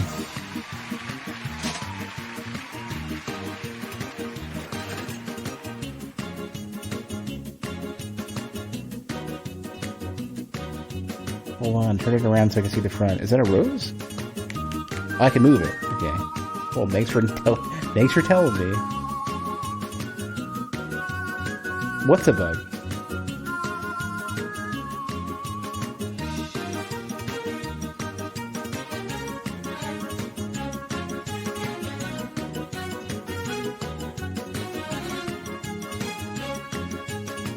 Those should be hidden? What should be hidden?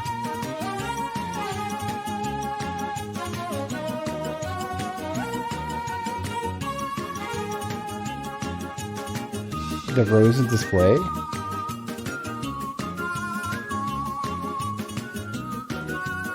What display? I got a remix in a rose.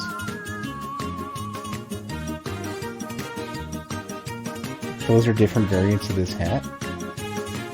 What display are you referring to? Oh, you mean the thing in the background under the rose. The little, like, oscilloscope looking, not oscilloscope, you know what I mean. Is it matching them both on the same model?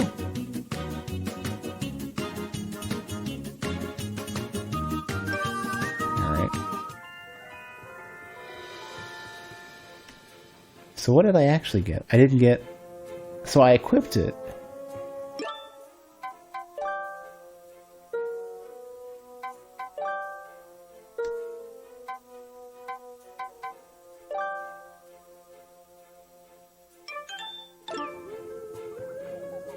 That one has a bow on it.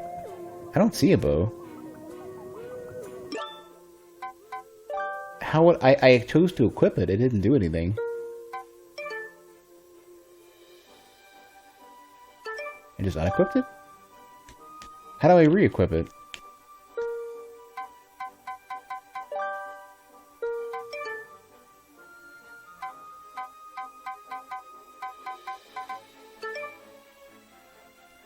Go to the one with the bow.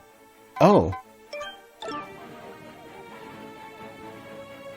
Oh wait, well, then I don't get the rose and I don't get the...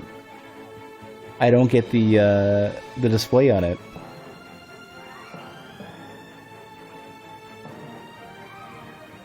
Well, that's just... Okay, so remember how I kept saying this game was super broken?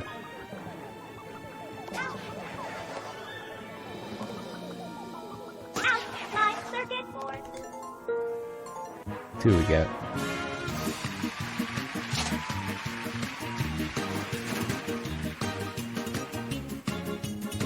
Is this one normal?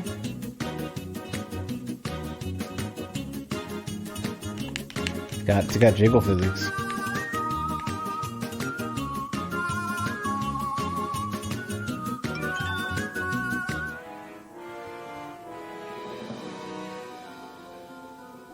It's not really like the nicest looking. I mean, I guess if you combine them with better looking.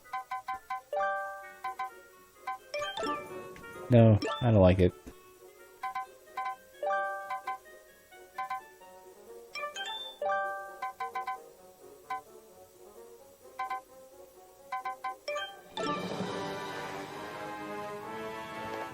Yeah, well, I mean, you probably don't get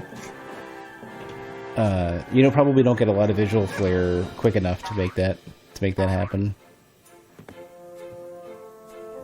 Alright, that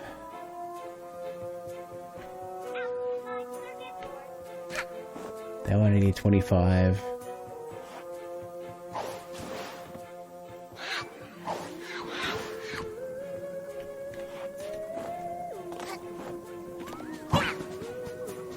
Let's see.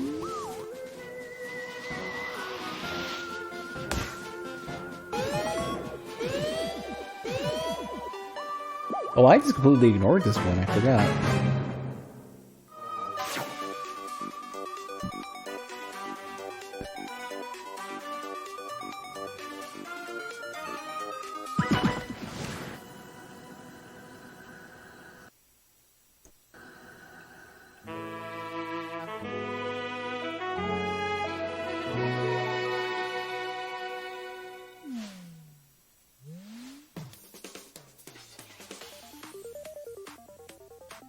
Welcome to the first day of shooting, darling.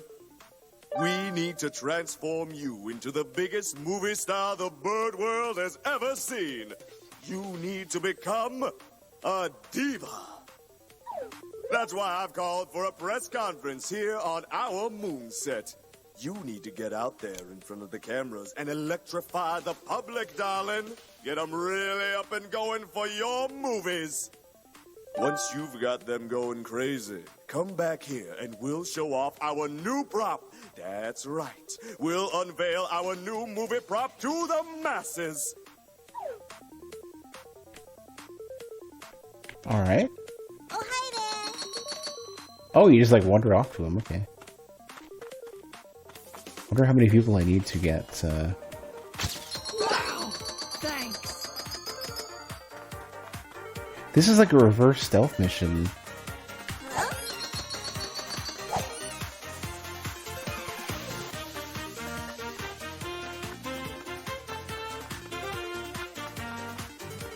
You gotta be as loud and obnoxious as you can get.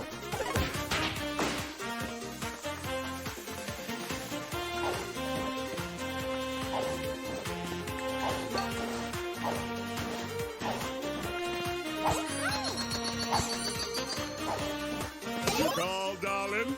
Looks like it's endorsement time. All you penguins out there know my name, DJ Grooves. And I'm telling you, this young girl here is the next hot thing, guaranteed. Look at how street smart this diva is. She's standing in this sinister alleyway right next to some potential wrongdoers. Danger is her middle name, and she's not afraid to step outside of her comfort zone. Make sure you join her fan club, DJ Grooves. Out. I might have dropped some frames. It shows me dropping a few.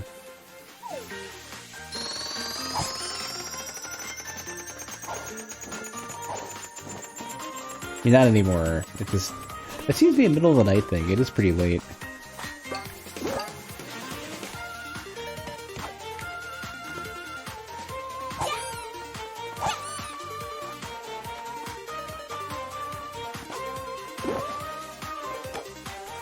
Kind of why I'm glad that I'm doing local recordings.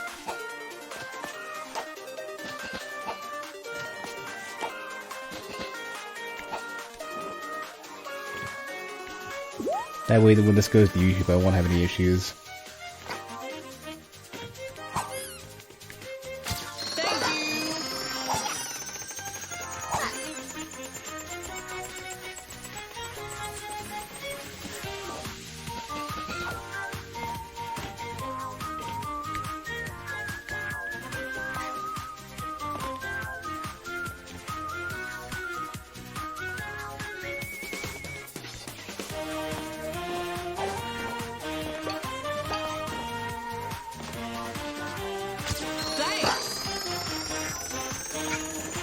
It's interesting to see them reusing a lot of those assets. So, remember how in the load screen for this, they basically just had a bunch of Polaroids, and I feel like every single one of those is going to pop up throughout this level. Your call, darling. Looks like it's endorsement time. All you penguins out there know my name, DJ Grooves. And I'm telling you, this young girl here is the next hot thing, guaranteed. Watch as she beats these hard-boiled card players at their own game on her first try. This game is easy to understand, darling. You just guess which number of card the other player's holding from 1 to 10. Which card do you think he's Okay, I gotta holding say, they're doing a really good job at reusing a lot of these random things that they've hooked up for their interface. Like it seems like they have a really good, they have a lot of ability to like do a lot of overlays, do a lot of input, and like have the gameplay tied to that. Although this kind of sucks though, I can't see what the bottom right option is. I'm assuming this is right. Wow, fantastic, incredible! The answer is indeed 3! Folks at home, you have just witnessed the stunning intuition of a true star! Make sure you join her fan club, DJ Grooves, out. You know how games on like the DS and stuff use the touchscreen and the microphone and stuff in interesting ways like that? Like it's very, it feels like a very like Nintendo thing, like using a lot more of the like whatever extra quirks you can get, whatever other input methods you can get. Or for example, another one that was really good was so Soul Sacrifice did this, but the one I'm thinking about is Gravity Rush / Gravity Days, where they have these cutscenes and you're basically in a comic, right? But what they do with it is that because the Vita had an accelerometer, you turn the Vita and it would have that like 3D effect, like you would rotate the camera and parallax inside the comic. Soul Sacrifice just did that in like the beginning of the game, like in the hub menus and stuff.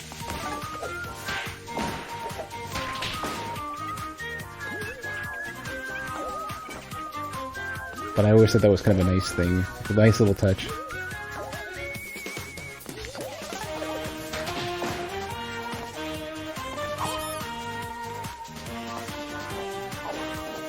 But I always like when games have like interesting ways of like, it doesn't even have to be special, you know, but like having less common either input methods or doing some cool tech stuff.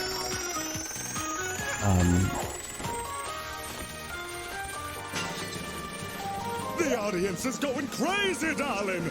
Come over here and show off our new stunner, our new prop!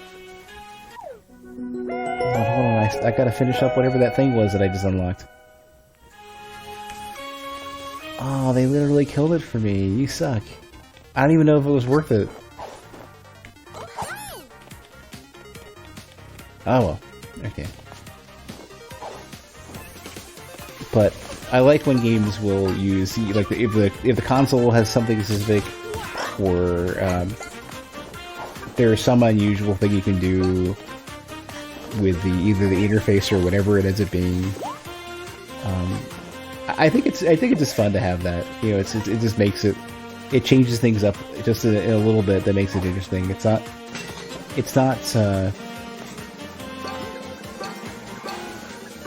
you know, extremely groundbreaking by any means.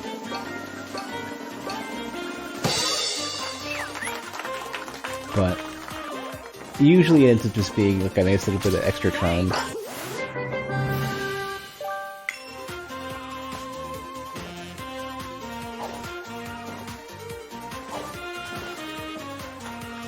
You called, darling? Looks like it's endorsement time. All you penguins out there, Especially when they do it really seamlessly too. DJ Grooves. And I'm telling you, this young girl here is the next hot thing, guaranteed. Just look as she'll climb up this statue and rescue the poor puppy that has gotten stuck. That was so. I was thinking about this. Remember how there was the there was a remember how I was talking about all like the using the text input, using the interface stuff, using the overlay stuff.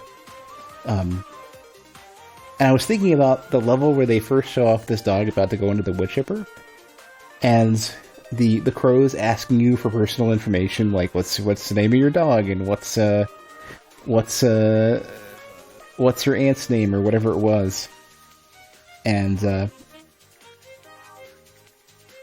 I was wondering, okay, well, when they ask me to doctor up my passport photo, where is that going to show up again?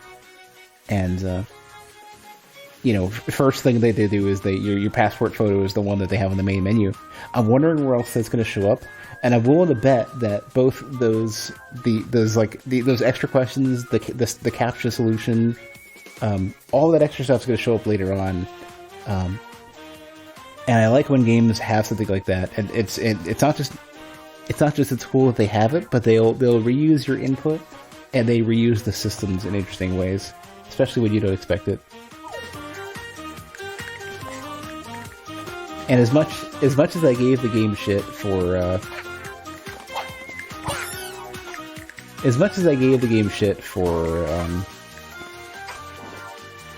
yeah, your save slot is that picture.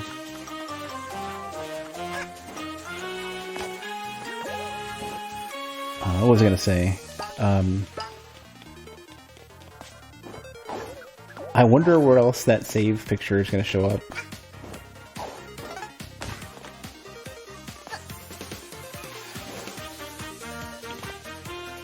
In Okabe, I just drew a dick, and then later on there were just dicks there were like graffiti dicks everywhere. Please, disregard my twitchy behavior.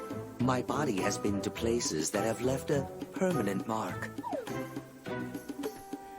Oh, that's all I can get. Okay, so he's got the badge merchant's got the same stuff.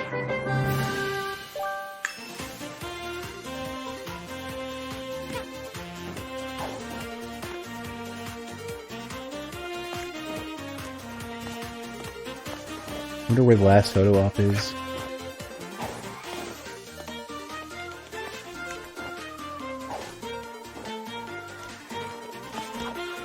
One of the first games that I remember doing that, where they ask you for stuff and they use it later on, was Earthbound, of all things. Earthbound asks you for your name, and that becomes very important at some point in the game. They also ask you for like the character's, whatever the character's favorite thing is or favorite food, and like one of those affects like your signature power. You're just like, I stared at the what? What did I stare at? Hold on. What did I miss? Will I activate until I finish that last one? What did I turn away from?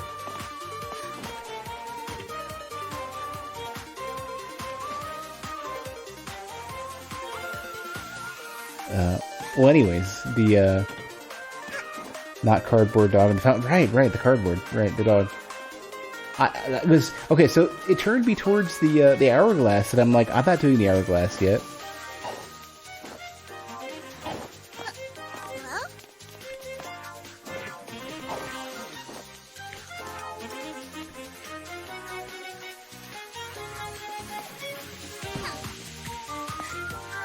Hold on, is it here? Because the game just turned me towards the hourglass, and I'm like, I'm not doing this yet.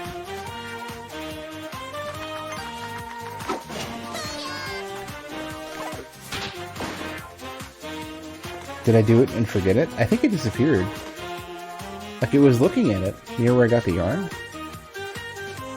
Well, I got more than one yarn in this level. I don't remember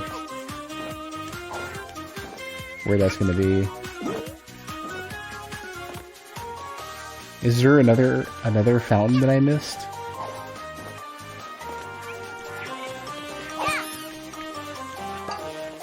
Ground level.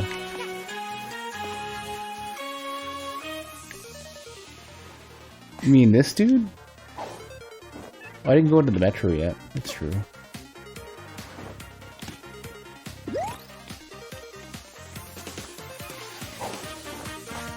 There's this. Thank you.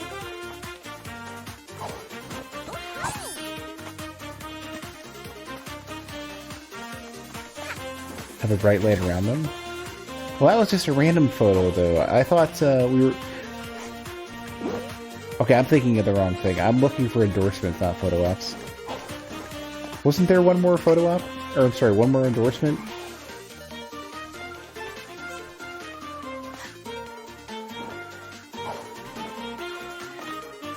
One more endorsement, okay. That's what I've been looking for. I just lost my head. How many did I do? I don't remember what the number was. I did playing cards, Dangerous Alley, something about the dog. I don't think I completed the dog one. I think I wandered off. I don't even know if I get anything besides gems for it. Down from here? But down from where though? Because like that's down from here is gonna be like up to 5 seconds away from where I was when you said it. The dog is gone and I did the dog one. I don't see the incredibly bright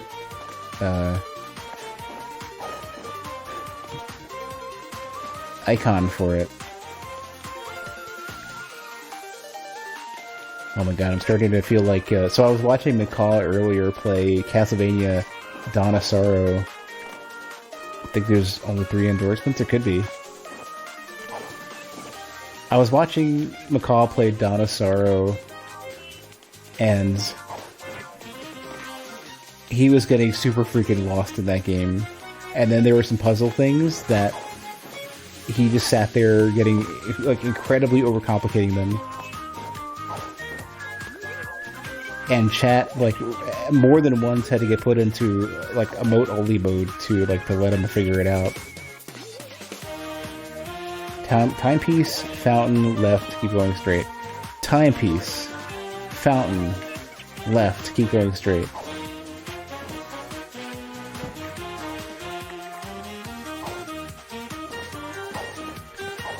Alright, oh, there we go. Okay, that makes more sense.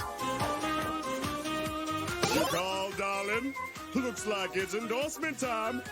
Is that a fish? Now, darling, I have to mention this. Cooking show hosts have a terrible track record of getting angry and swearing on screen. Try not to use the P word, okay? Don't Penis? say P-E-C-K. The conductor is old-fashioned. He throws that word around. Oh. It'll get him in trouble someday. Until then, let's keep our show clean. That line is way too real. Old-fashioned. It's like hearing about somebody who is like some racist old fogey in the background, and like you keep them around because they've been with the company for a good long while, but you know, just don't say that. Hello, viewers! Even the biggest celebrities have to eat. And I've got with me the biggest celebrity of them all. Now tell us, darling, what kind of condiments do you like on your tuna sandwiches? Oh, should I do it? Who puts ranch or... ranch maybe I can understand. Ketchup on a tuna sandwich? Does anybody put ketchup, let alone ranch, on a tuna sandwich? I mean, I have a bit of a mayo problem myself. But... we're choosing Peck. Darling! Controversy is viewers. Let's go.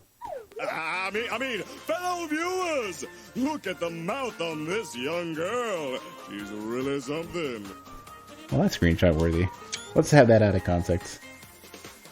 Shoot! Get out of this endorsement as soon as you can before the old ones watching TV notice what just happened.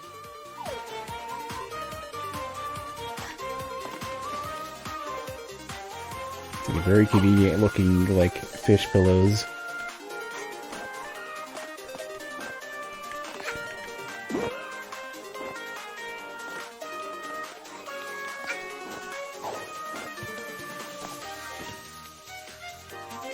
Alright, well let's go ahead and get ourselves an hourglass. What, are these things called timepieces? What are they called? Fuel?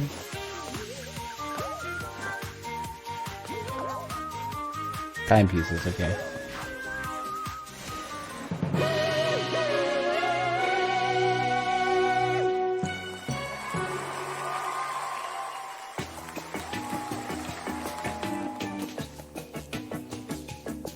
I don't know what they've done to make it so easy for them to put borders and to zoom out the camera like that.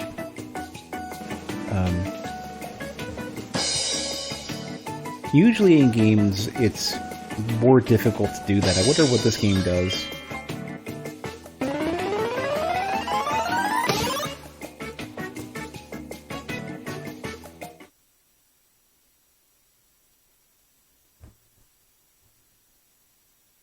To like shrink down the viewport like that.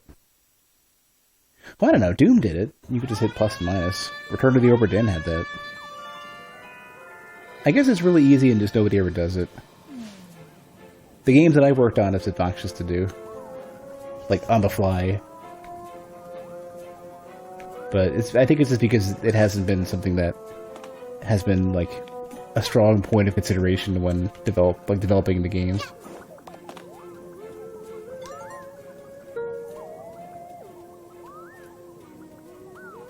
That's a useful lever. Oh, that's true. I've been really low on my water intake. I've been super dehydrated. I slept super late today, and then had a headache that took like 4 hours to go away, even after taking... So I drank more than 70 ounces of water earlier today, and a couple Tylenol, and it still took that long for my headache to go away.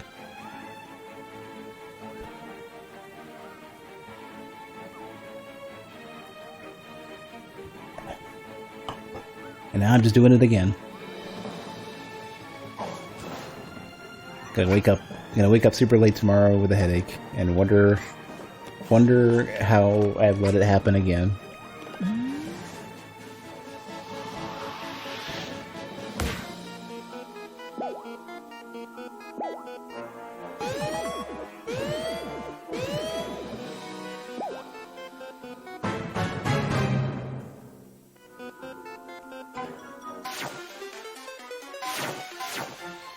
I don't want to choose a timepiece right now. I want to select not timepiece. There. No, I want to select either... Oh, you know what? I'm not selecting the timepiece. I'm just reading myself as selecting the timepiece.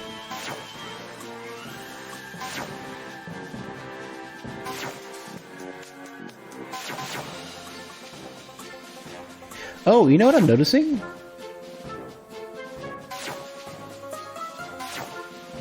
Hold on. Yeah. There's 3 variations of the music for this. One is the default like Hat Kid version, and then the other ones are the conductor and DJ grooves.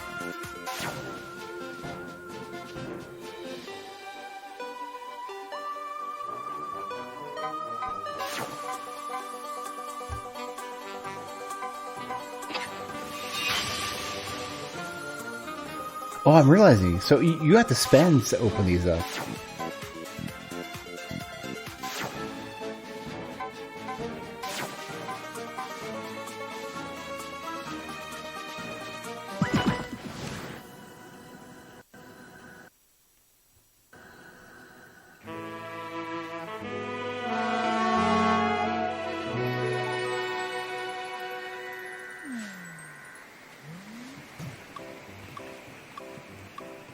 Alright, you crazy crocodile.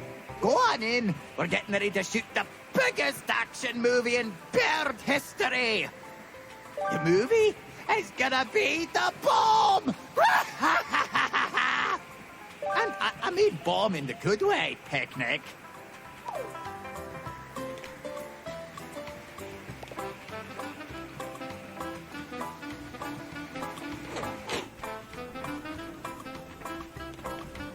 What are we Be a little more explosive than usual today.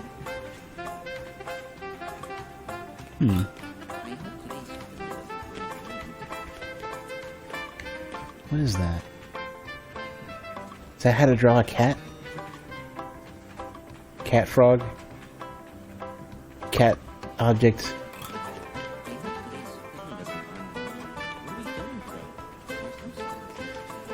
Be a little more explosive. Yeah! All right, lassie. Listen up.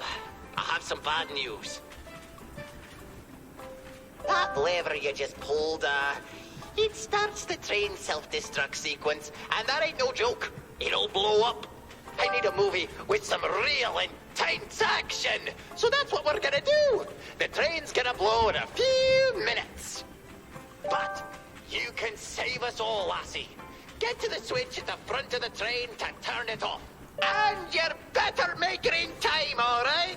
I don't care about the owls or yourself, but you don't dare blow up me train for real. It's my baby. The cameras are gonna be rolling, lassie. You hurry now. Go over and out. 2 minutes and 0 seconds until self-destruct. Ooh, they're serious.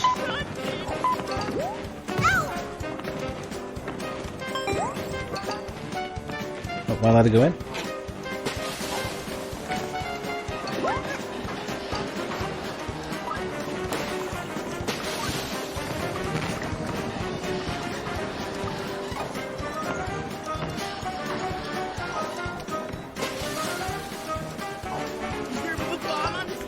Oh, where's the button I gotta press?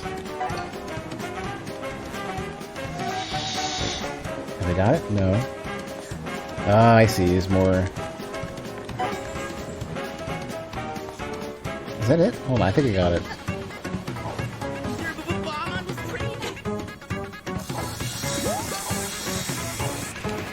I think I've seen this picture, or I think I've seen this scene in a, And 20 seconds until self-destruct. Better hurry.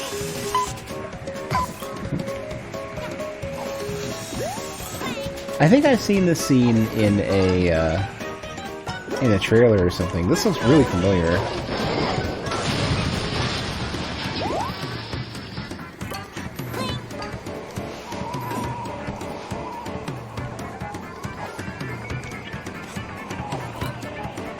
Oh, come on. Damn you, perspective.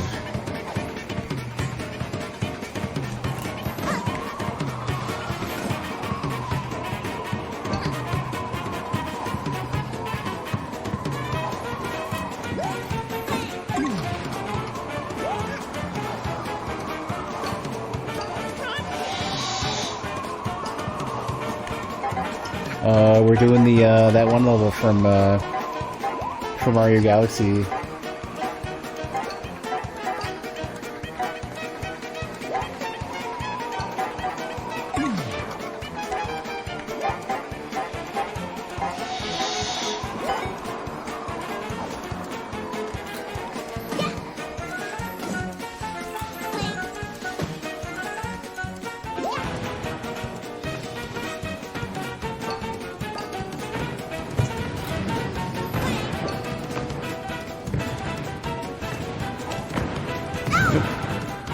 Alright, it's fine. 40 seconds until self-destruct. We're doomed.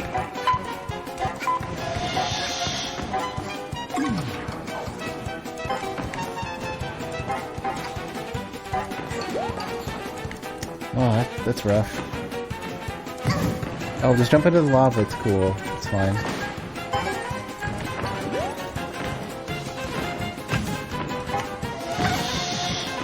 Ah, you're so rude. Video game.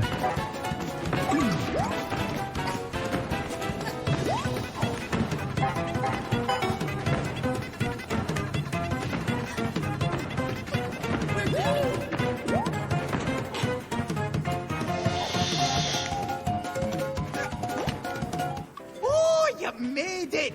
And in time! Oh, Look at all this raw footage we got. Look at how you're running for dear life. Oh, what?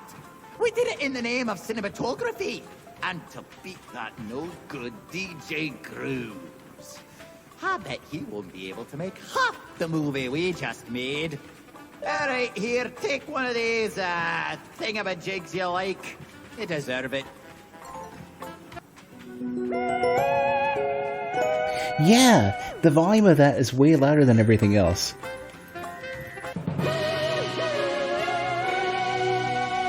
Like, significantly louder than everything else.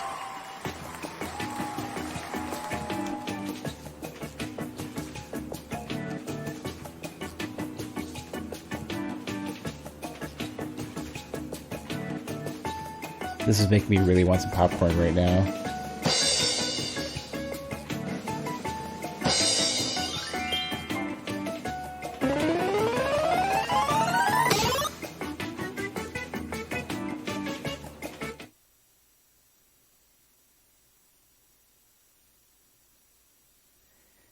My last grocery trip, I made a point of getting a little bit extra butter than I normally would have bought, just for popcorn and nothing else.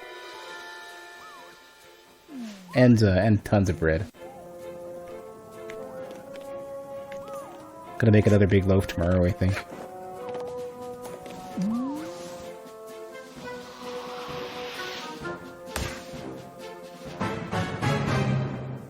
Alright, one more level.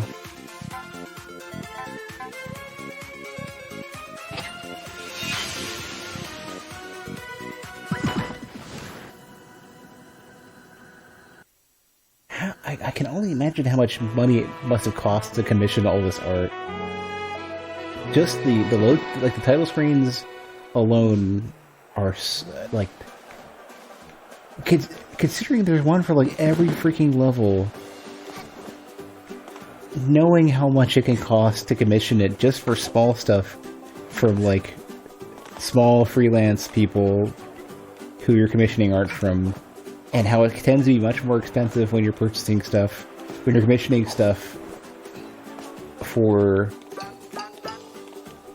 like, a commercial product. You know, let alone, like, paying, like, a AAA dev's salary to do art. Like, more often than not, you start seeing this stuff get outsourced. Well, yeah, but if somebody on the team did it, it's like, I know indie devs tend to not get paid as much. Like, they're you know, assuming they're not even just doing it on contract, their salaries tend to be lower. The person who did all the title cards is actually their 2D art director. They must have been worked to the bone. I wonder if they got paid enough. Because more often than not, like, indie devs tend to not, like, as they're working especially, sometimes it's just they do it on they're basically, they have a regular job, but they're just doing this until they actually ship and hope they make enough money to get their money back. Yeah, you're really get paid exposure. Yeah. Just if I just jump in, what happens? Does it just kill me? Oh. I guess we got that unruly crowd bad touch.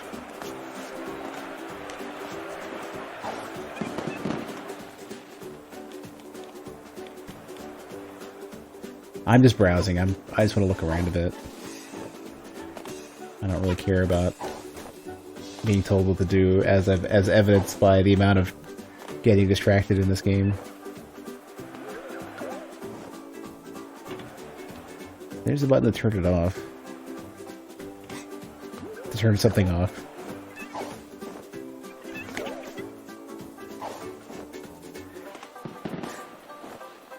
I think Starbound was under fire for hiring interns to pay them exposure or something. Starbound kind of just proceeded into obscurity. I don't know what happened with them. Speaking of Star games, speaking of indie Star games, it's my understanding that the Stardew Valley guy, I think, was doing a lot of his development basically on the side while working a regular job, and effectively had no extra income, and you know, just had to suffer through it until until reaching the point where you could either, you know, do it full-time or release the initial version of the game or Kickstarter or whatever it was. It's like a very common indie story of like, oh, we have regular jobs, we're just trying to make this work off to the side. We may not have any additional funding, and we're just trying to get something that people are willing to buy or kickstart or whatever. And then maybe at the end, they'll get a payoff, or they'll be able to continue to do development or whatever it is. Heard a lot of oof things about Starbound's development. I haven't heard anything about their development, except for the fact that, like, it just kind of, it never really went anywhere.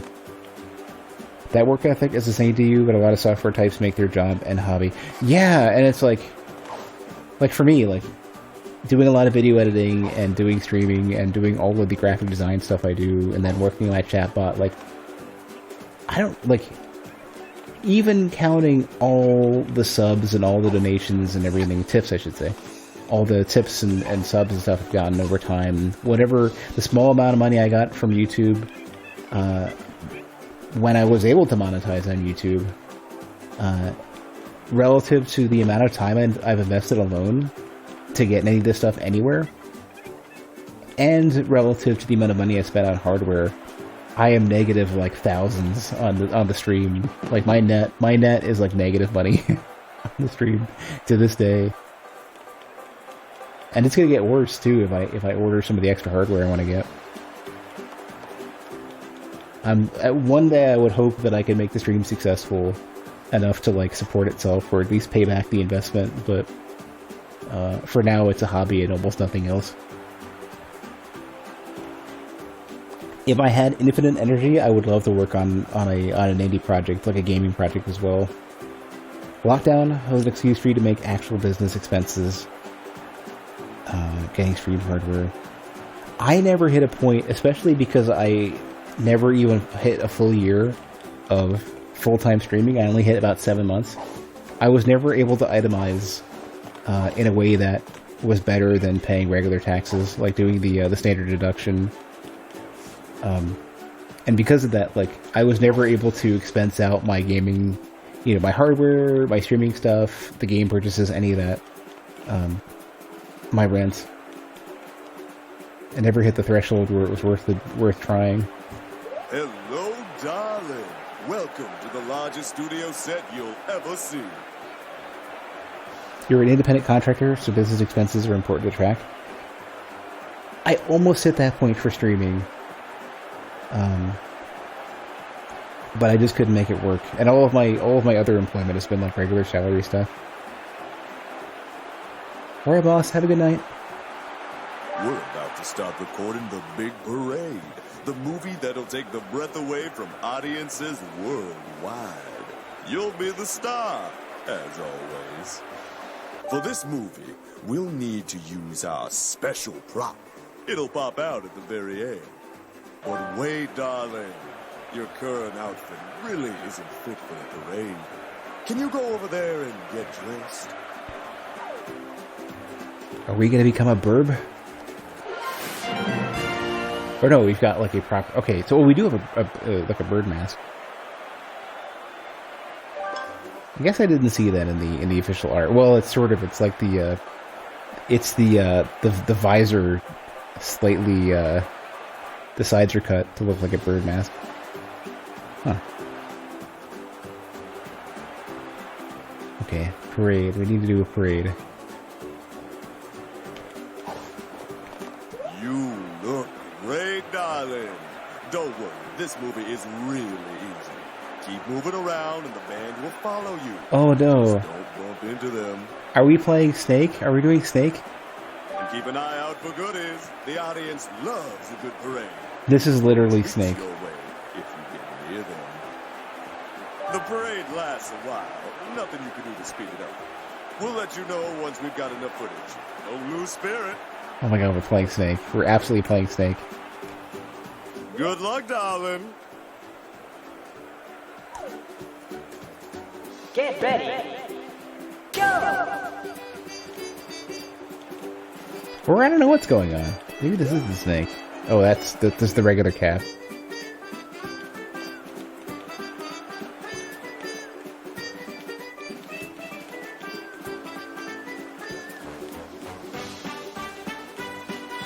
I think I'm playing Snake.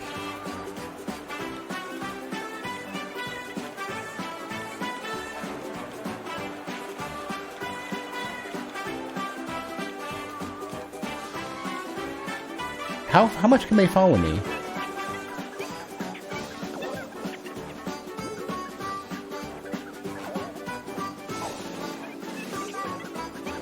I guess they've got it figured out, huh? And good luck following me. Oh my god, they're good. They're actually really good at this.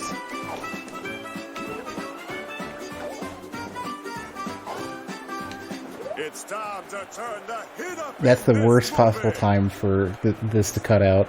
I'm gonna fall in a pit. Darling, can you turn on the pyrotechnics?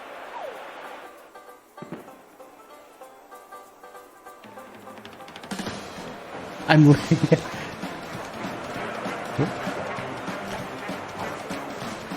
Well, okay, we salvaged that, I guess. Somehow.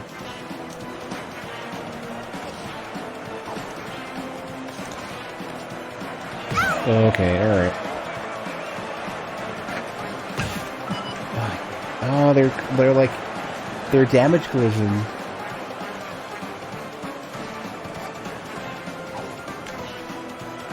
Oh, that's gonna kill me. Alright, well we can... Get ready. Go! Alright, so this is a lot less Snake than I thought it would be. This is closer to, what's a good equivalent?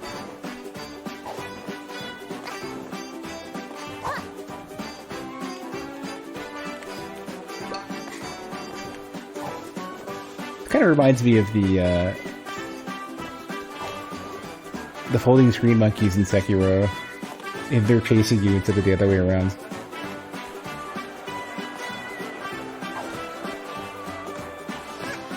Yeah, it's non-growing 3D Snake. I think there was like a Mario thing that's, was closer to this. Wasn't there a thing where you had a bunch of Marios in a row, and you had to not run into them, but you were chasing or being chased or something? Very similar to this? It's time to turn the heat up in this movie. Darling, can you turn on the pyrotechnics?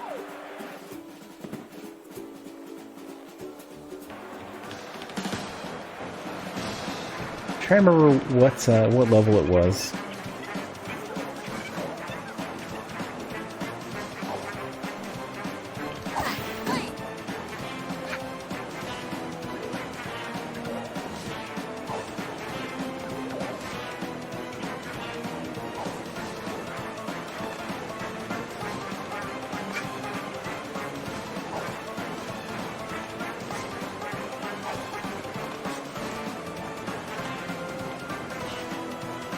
I think it was one of those, like, purple coin challenges or something. Like, I can visualize it in my head, but I have no idea I can't remember what Mario game it was. I have no idea. You know, probably like Galaxy or something, or Odyssey.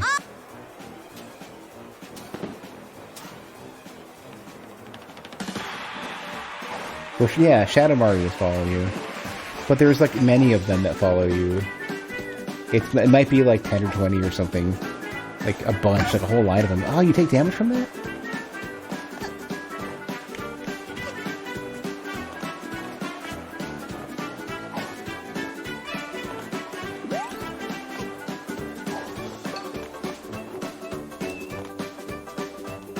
Oh, this is a very long level.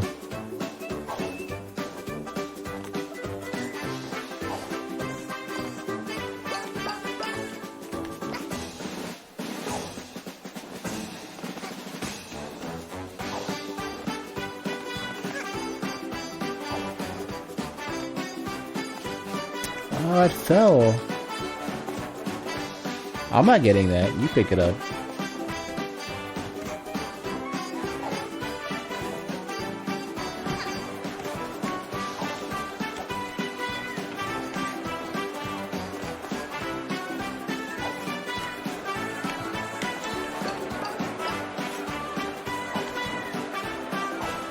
probably get really bad score for this because I'm missing everything.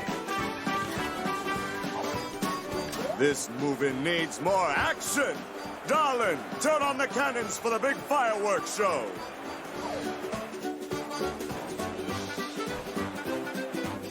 That's what the buttons are for, okay.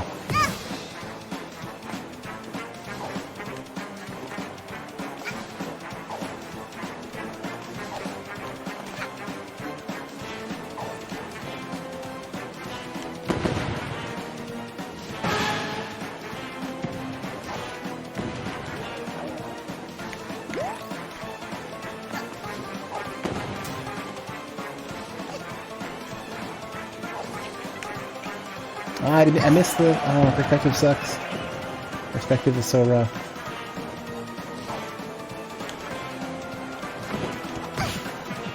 Wow, okay. I just totally...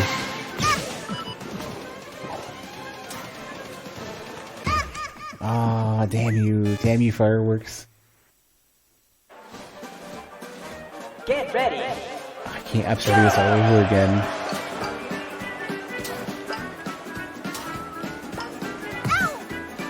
Oh no, I'm checkpointed-ish.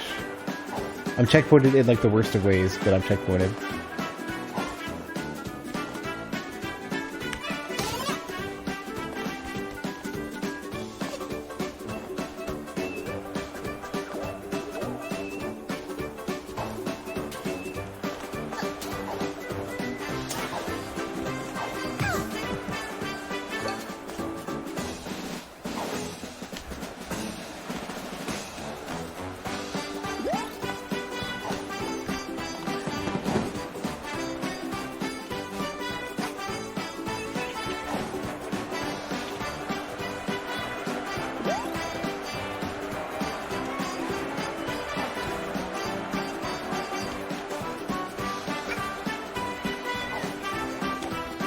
Oh no, don't do that. Ah, you're killing me. Like, if you're climbing the wall,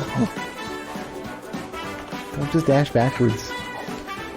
All of the like hit a wall and dash backwards stuff is so incredibly rough.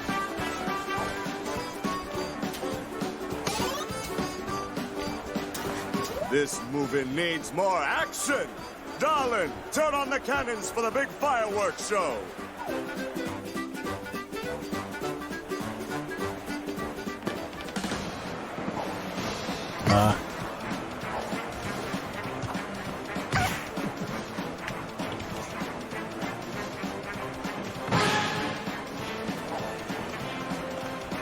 So I'm pretty sure the lights give you a pretty fair warning for the pyrotechnics, but I tend to only notice at the last millisecond.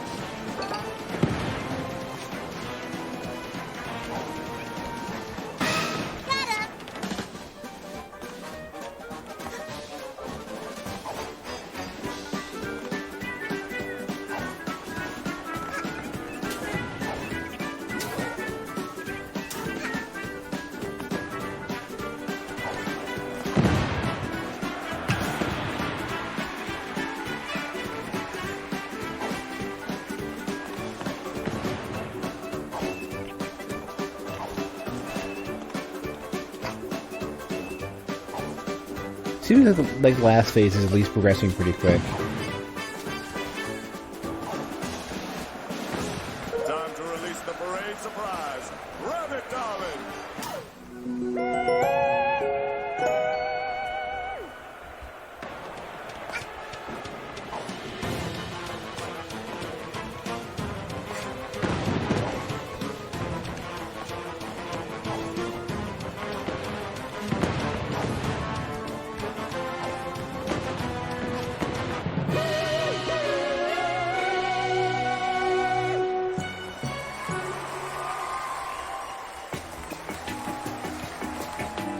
There is a game.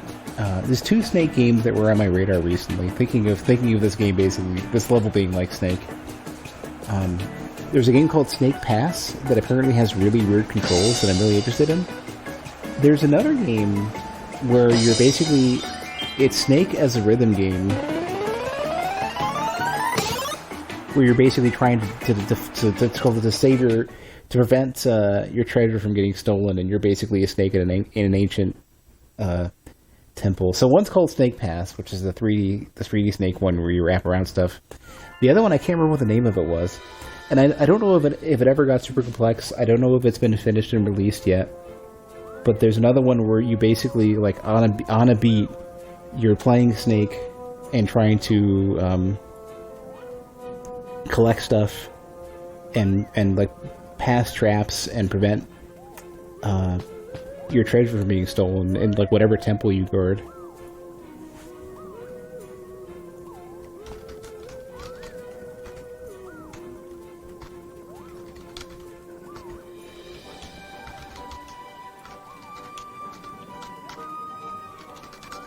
Let me see if I can find this. Temple of Snek is what it's called.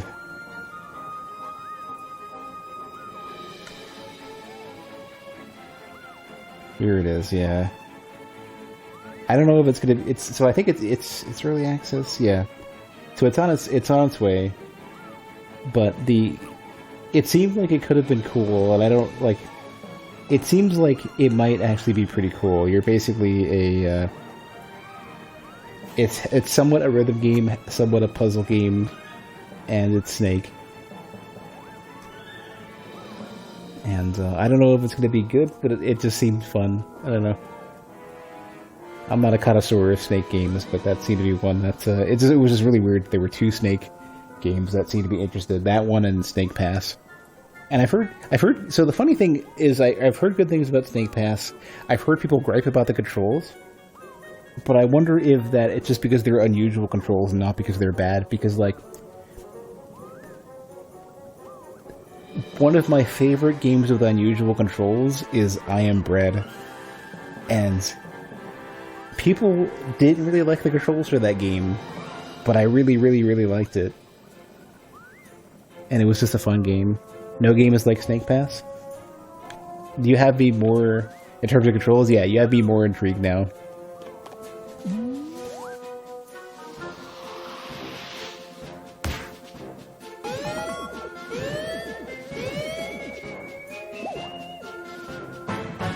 I heard it ran like crap on consoles, though.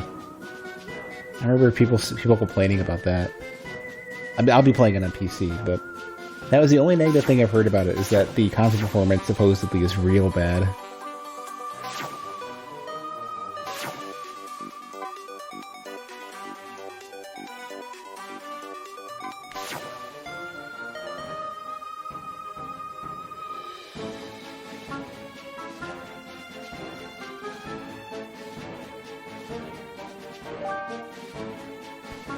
DJ Grooves has a high score confirmed as the winner. This is a hard sell for me, because, like, I think the Conductor's levels were cooler, but I find the Conductor creepy as a character. This big, giant, like, mouth. It's this weird, like, mouth creature, sort of bird crocodile. Do I want the character with better levels to lose? DJ Cruz is the better background music?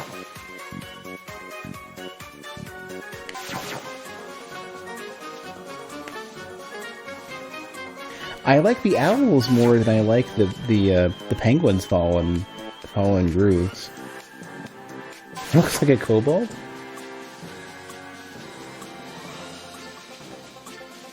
I guess if you go with the, because there's two different types of kobolds, it seems.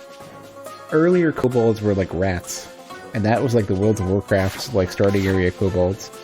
And then, it seems later on, like, later editions of Dungeons & Dragons made them like lizards. And this is such a weird bird kobold. It's like all mouth. There's no room for brain. Maybe in the hat.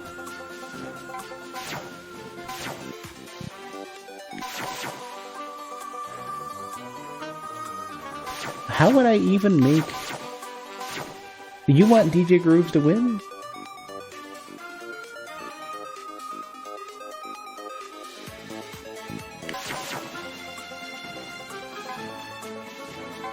Grooves' background music is better.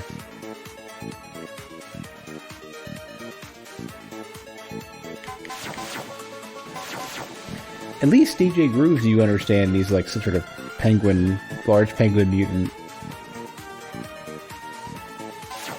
I'm like grasping at straws here, trying to figure out some distinctive characteristics that that would make me want one or the other to win. Conductor is old-fashioned. Okay, yeah, Conductor is a racist. Let's go with that. His dancing is kind of obnoxious. You sure you want him to win? You are correct. I don't want him to win.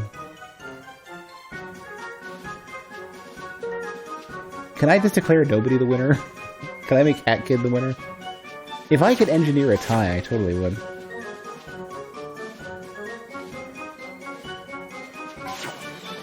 Wonder if there's a way to get to create a tie.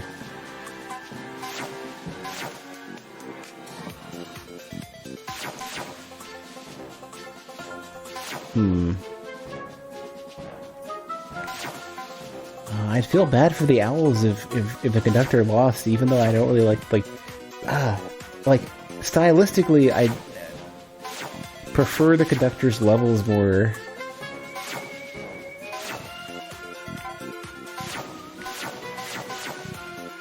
I think DJ Grooves is kind of just a big boisterous loud dummy. But the conductors are racist.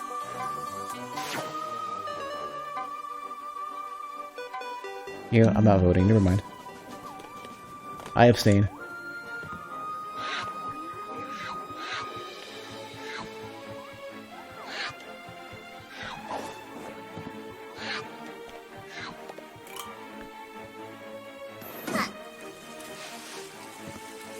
Surely there's more levels here, right? On the ice planet. No, I did the finale? What was it? Oh, you're right. This is... okay, yeah, this is just the Alpine level.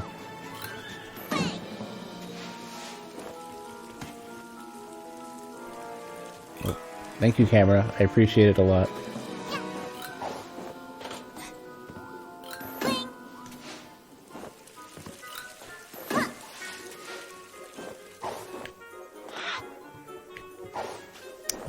Oh. Ha.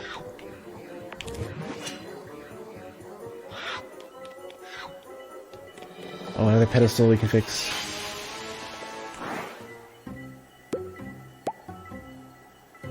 Don't I have a third pastry? A box. I have like an empty container of macaroni and cheese. Oh, you know what? I need a fourth one. Right, I can't do this. Oh, the other one's a crayon box, probably, right? Or... Interesting they allow you to just mash this shit together like that. There we go. It's not a macaroni and cheese box after all.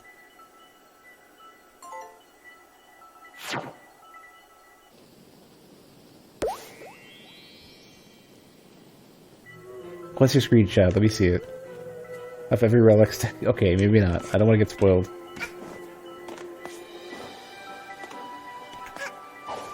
Like once I put the game down. Unknown. Yakuza Metro. Oh, I don't want to purchase this right now. That is a bold ass art though, holy crap. A little bit of color banding. Yeah, I have the seal one.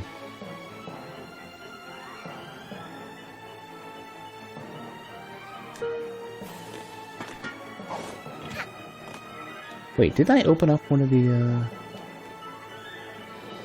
Didn't I make a, I didn't. There's just this.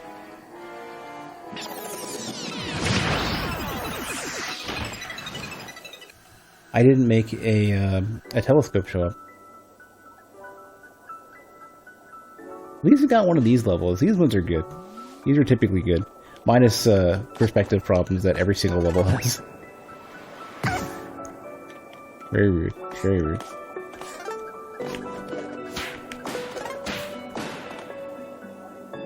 Definitely the highest quality thing they've made so far. How much is it? In US dollars? Is it like $10? I don't know why I'm asking for how much it costs. Like, it's like $5. Oh wow, okay. Cost isn't really a concern. I don't know why I'm even asking. $7. $7, $5, $8, $10.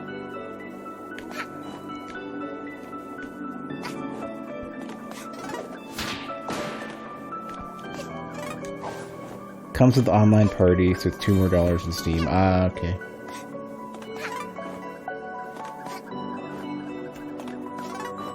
It's pretty cheap for, what's... That was it? Wait a second, that was it? What? Where's the rest of the level? Hold on a sec. I want a refund. I want a refund on this level. That was too short. What? Oh, I totally want the dinosaur, okay. What is this a flare for? Oh, crap, I hit A instead of B or whatever the button was. God damn it. Fuck. I screwed it up. I wanted the dinosaur.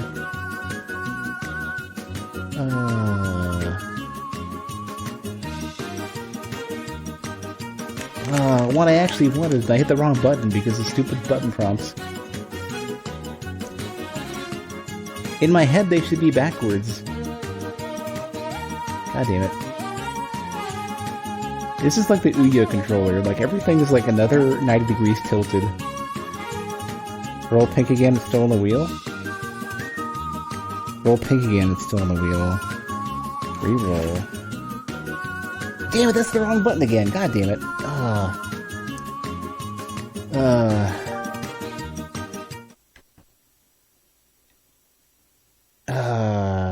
Damn it. And you can probably only grind to get these things. There's no, like, in-game point spend you can do. Oh, I got robbed. Why did this put me back here?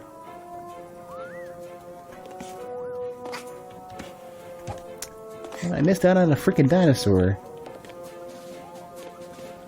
The one thing I saw that I actually want, I managed to mess up.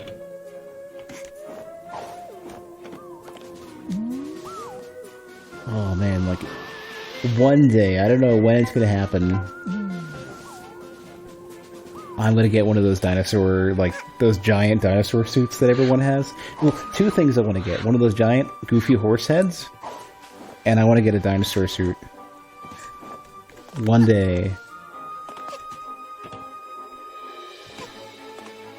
I also want to buy another inflatable toast.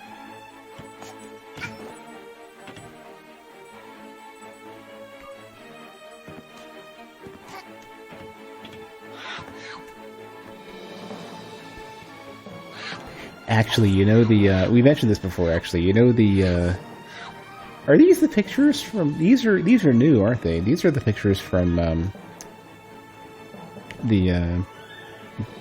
all the photo ops we were doing earlier.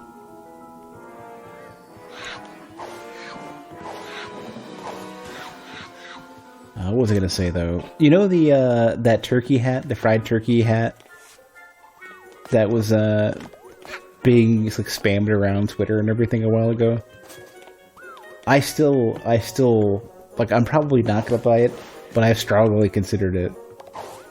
It's supposed to be like a half a pillow, half a head covering hat. It looks like it would be really comfortable to sleep in. Because it's literally like, it's a mask so that you don't have light blaring at your eyes, especially if you sleep late.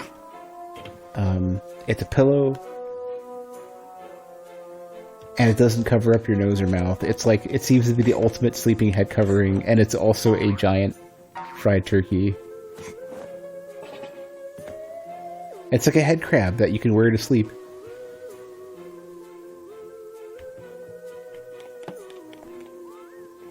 Why do they want me to look over here?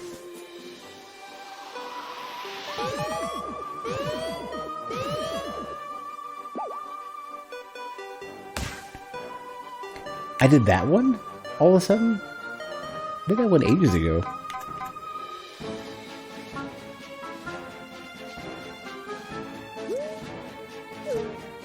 Wait.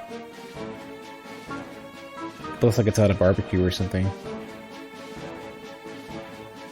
You're the entrance to some sort of cave thing.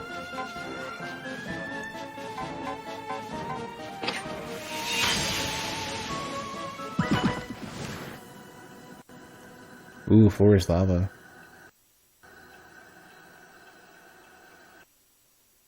Alright, Randolph. Have a good night. I know it's like 3 o'clock. I should head to bed after like this level or so. Oh, right. I remember this now. Mafia Town runs like shit. Look at mess. This is terrible. Personal space. Personal space, dude. Someone turn on all faucets in Mafia Town. Same faucets that control the town volcano. Was it you, child? No? Mafia think he saw a little girl turn on all faucets. Little hat kid, can you save Mafia Town by turning off all faucets? If you close all, maybe water start flowing again. What does that say? Oh no and yikes. Alright. They're doing the sitar thing that's so every lava level in Mario uses the same instrument. Or here we go. Well, seems like I gotta keep going.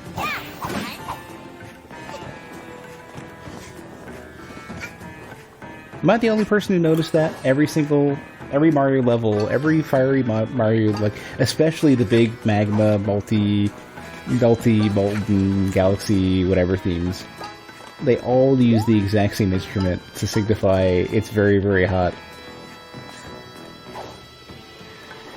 But I don't think I'm aware of any other game doing that for their level themes.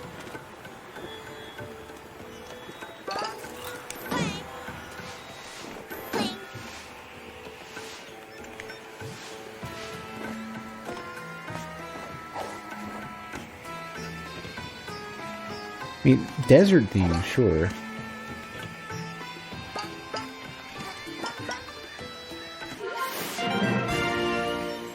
An important video. Yeah, this lags so much. I feel bad for console players trying to run it.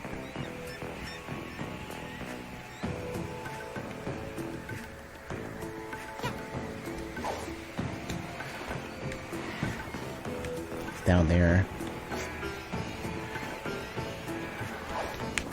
Oh, I missed it.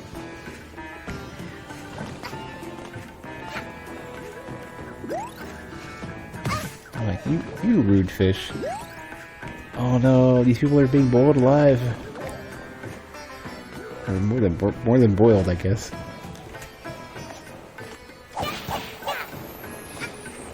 They're very durable. No wonder Mustache Kid wants them dead. They're like Terminators.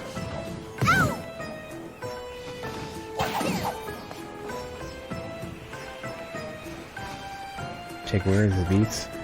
Is there a video about common instruments used to signal level themes in video games? Like a GDC video or something?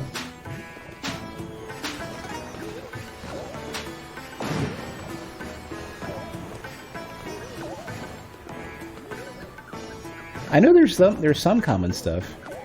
For like ice themes tend to do a lot of the same stuff. There's like some musical instruments that are if I've not already seen this, I don't know. I think I probably not watched a lot of GDC-esque videos regarding music.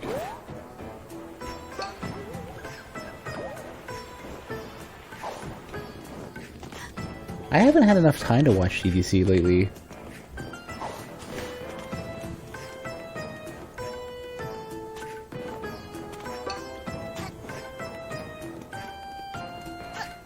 And it's funny, I set up a channel in the Discord for for like if you want to group watch videos. Oh shit! You know what? Fucking Parsec. I don't have enough bandwidth for that. Never mind. For group watching, I was thinking about if we could, if there was any service that would be good for doing like rabbit-style watching of movies and stuff, but Parsec's not good enough. Last GDC talk you watched was one about the guy who created a program that auto-generated slot machine games based on... Yeah, I remember that one. I watched that one. That one was great. They eventually got kicked off of the Google Play Store and stuff.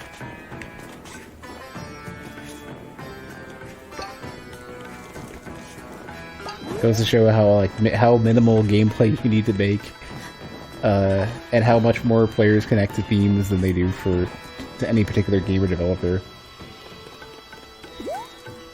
Hey Twinge, how are you doing?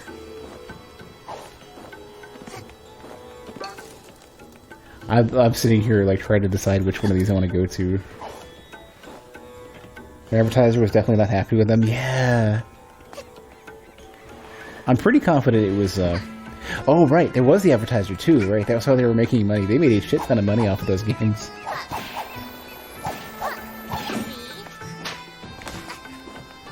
I remember now. It's all coming back to me.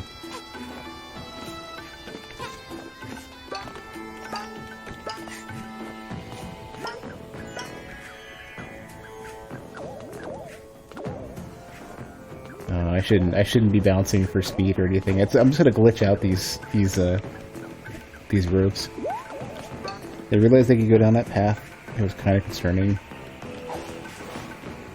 Yeah, the almighty, incredibly exploitable customer.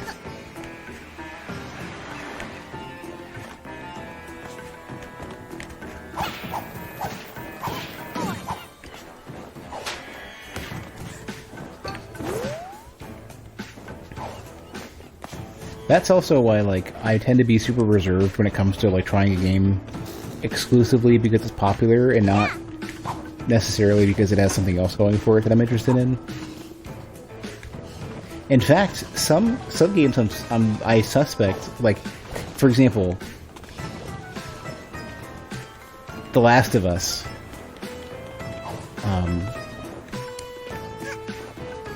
Like, I'm not sure how soon I'd be ready to play that, just because of how popular it was, because when I was looking at it, the gameplay didn't really sell me at all.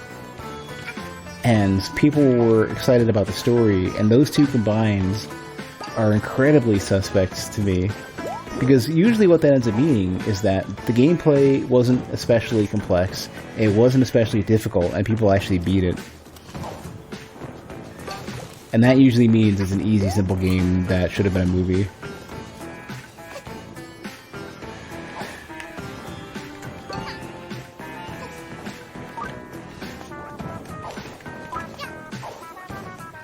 What? You can't grab onto the edges of these things? You're killing me.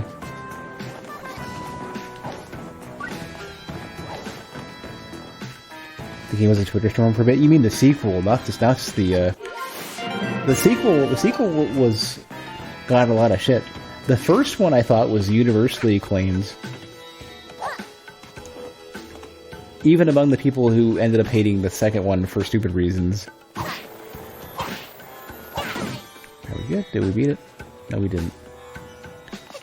But the first one, I think, at the very least, it's my understanding is that it's probably too easy and doesn't have any complexity to its gameplay.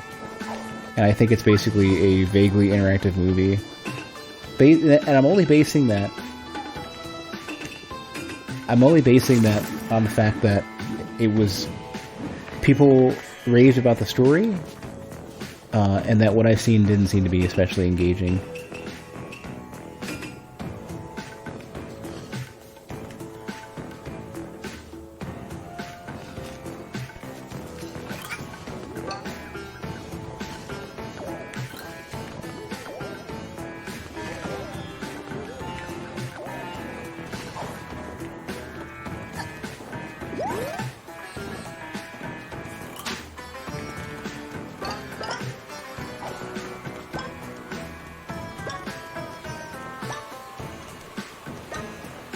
Ultimately, it still does offer a different experience playing something than watching it, though, even if it's still very easy, or a walking sim or whatever.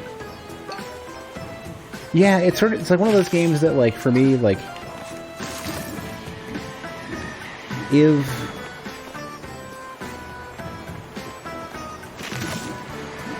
if I have nothing else going on, and I'm looking for a game to play, and it's on a device that I have access to, you know, PS5 or whatever at the time, maybe I'll give it a shot. But there's nothing that, like, really compels me to try it.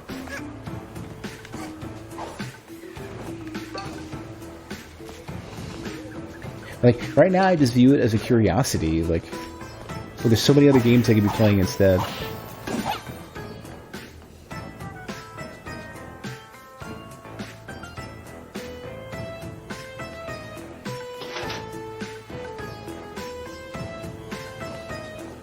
Haven't played Last of Us and probably wouldn't like it much, but you have enjoyed some walking sim experiences. I think Outer Wilds probably, as much as there is some, like, detective work you do, it's effectively a walking sim, right? But I really, really, really liked it. Journey is pretty close to a pure walking sim. And that's one of my favorite games. But I felt like those, through what interactivity they had, did something special that I don't know if it could be captured. Oh, you have like a full-on, you have like a welcoming committee. I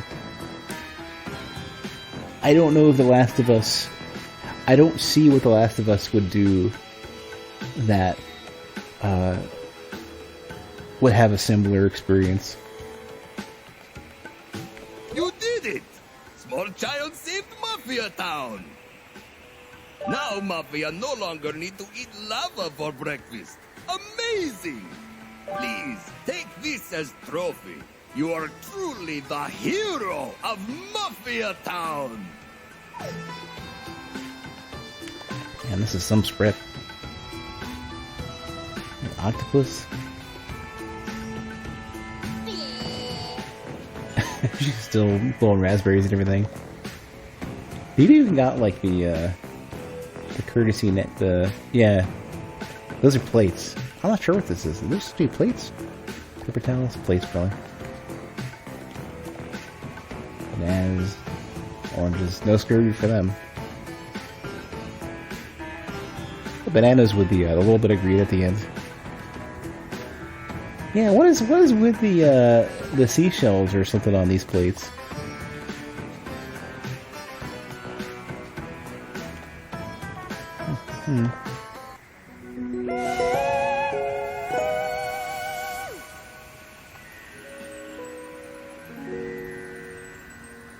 Wait, there's buttons in the background. What does this do?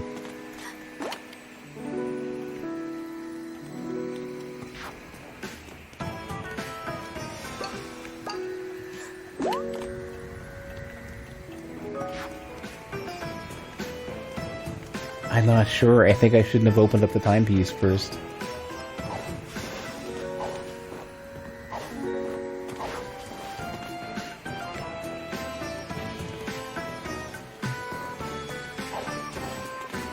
Ooh, here we go.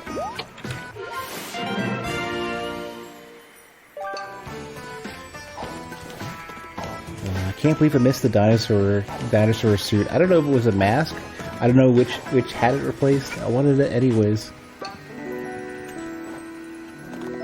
You did it! Small child saved Mafia Town! Now Mafia no longer bleeds. Alright, let's have our nice meal. Eat rocket fuel.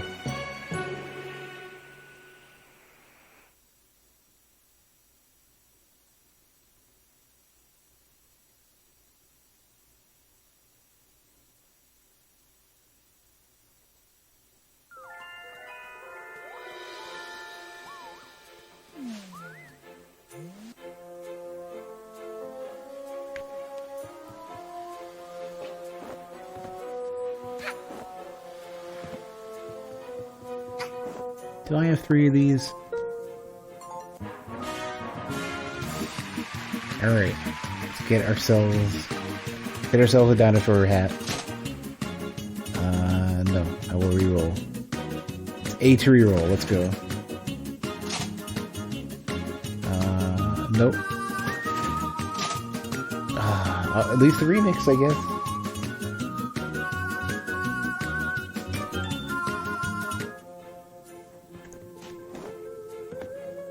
Alright, seems like we got a pretty decent ways to go.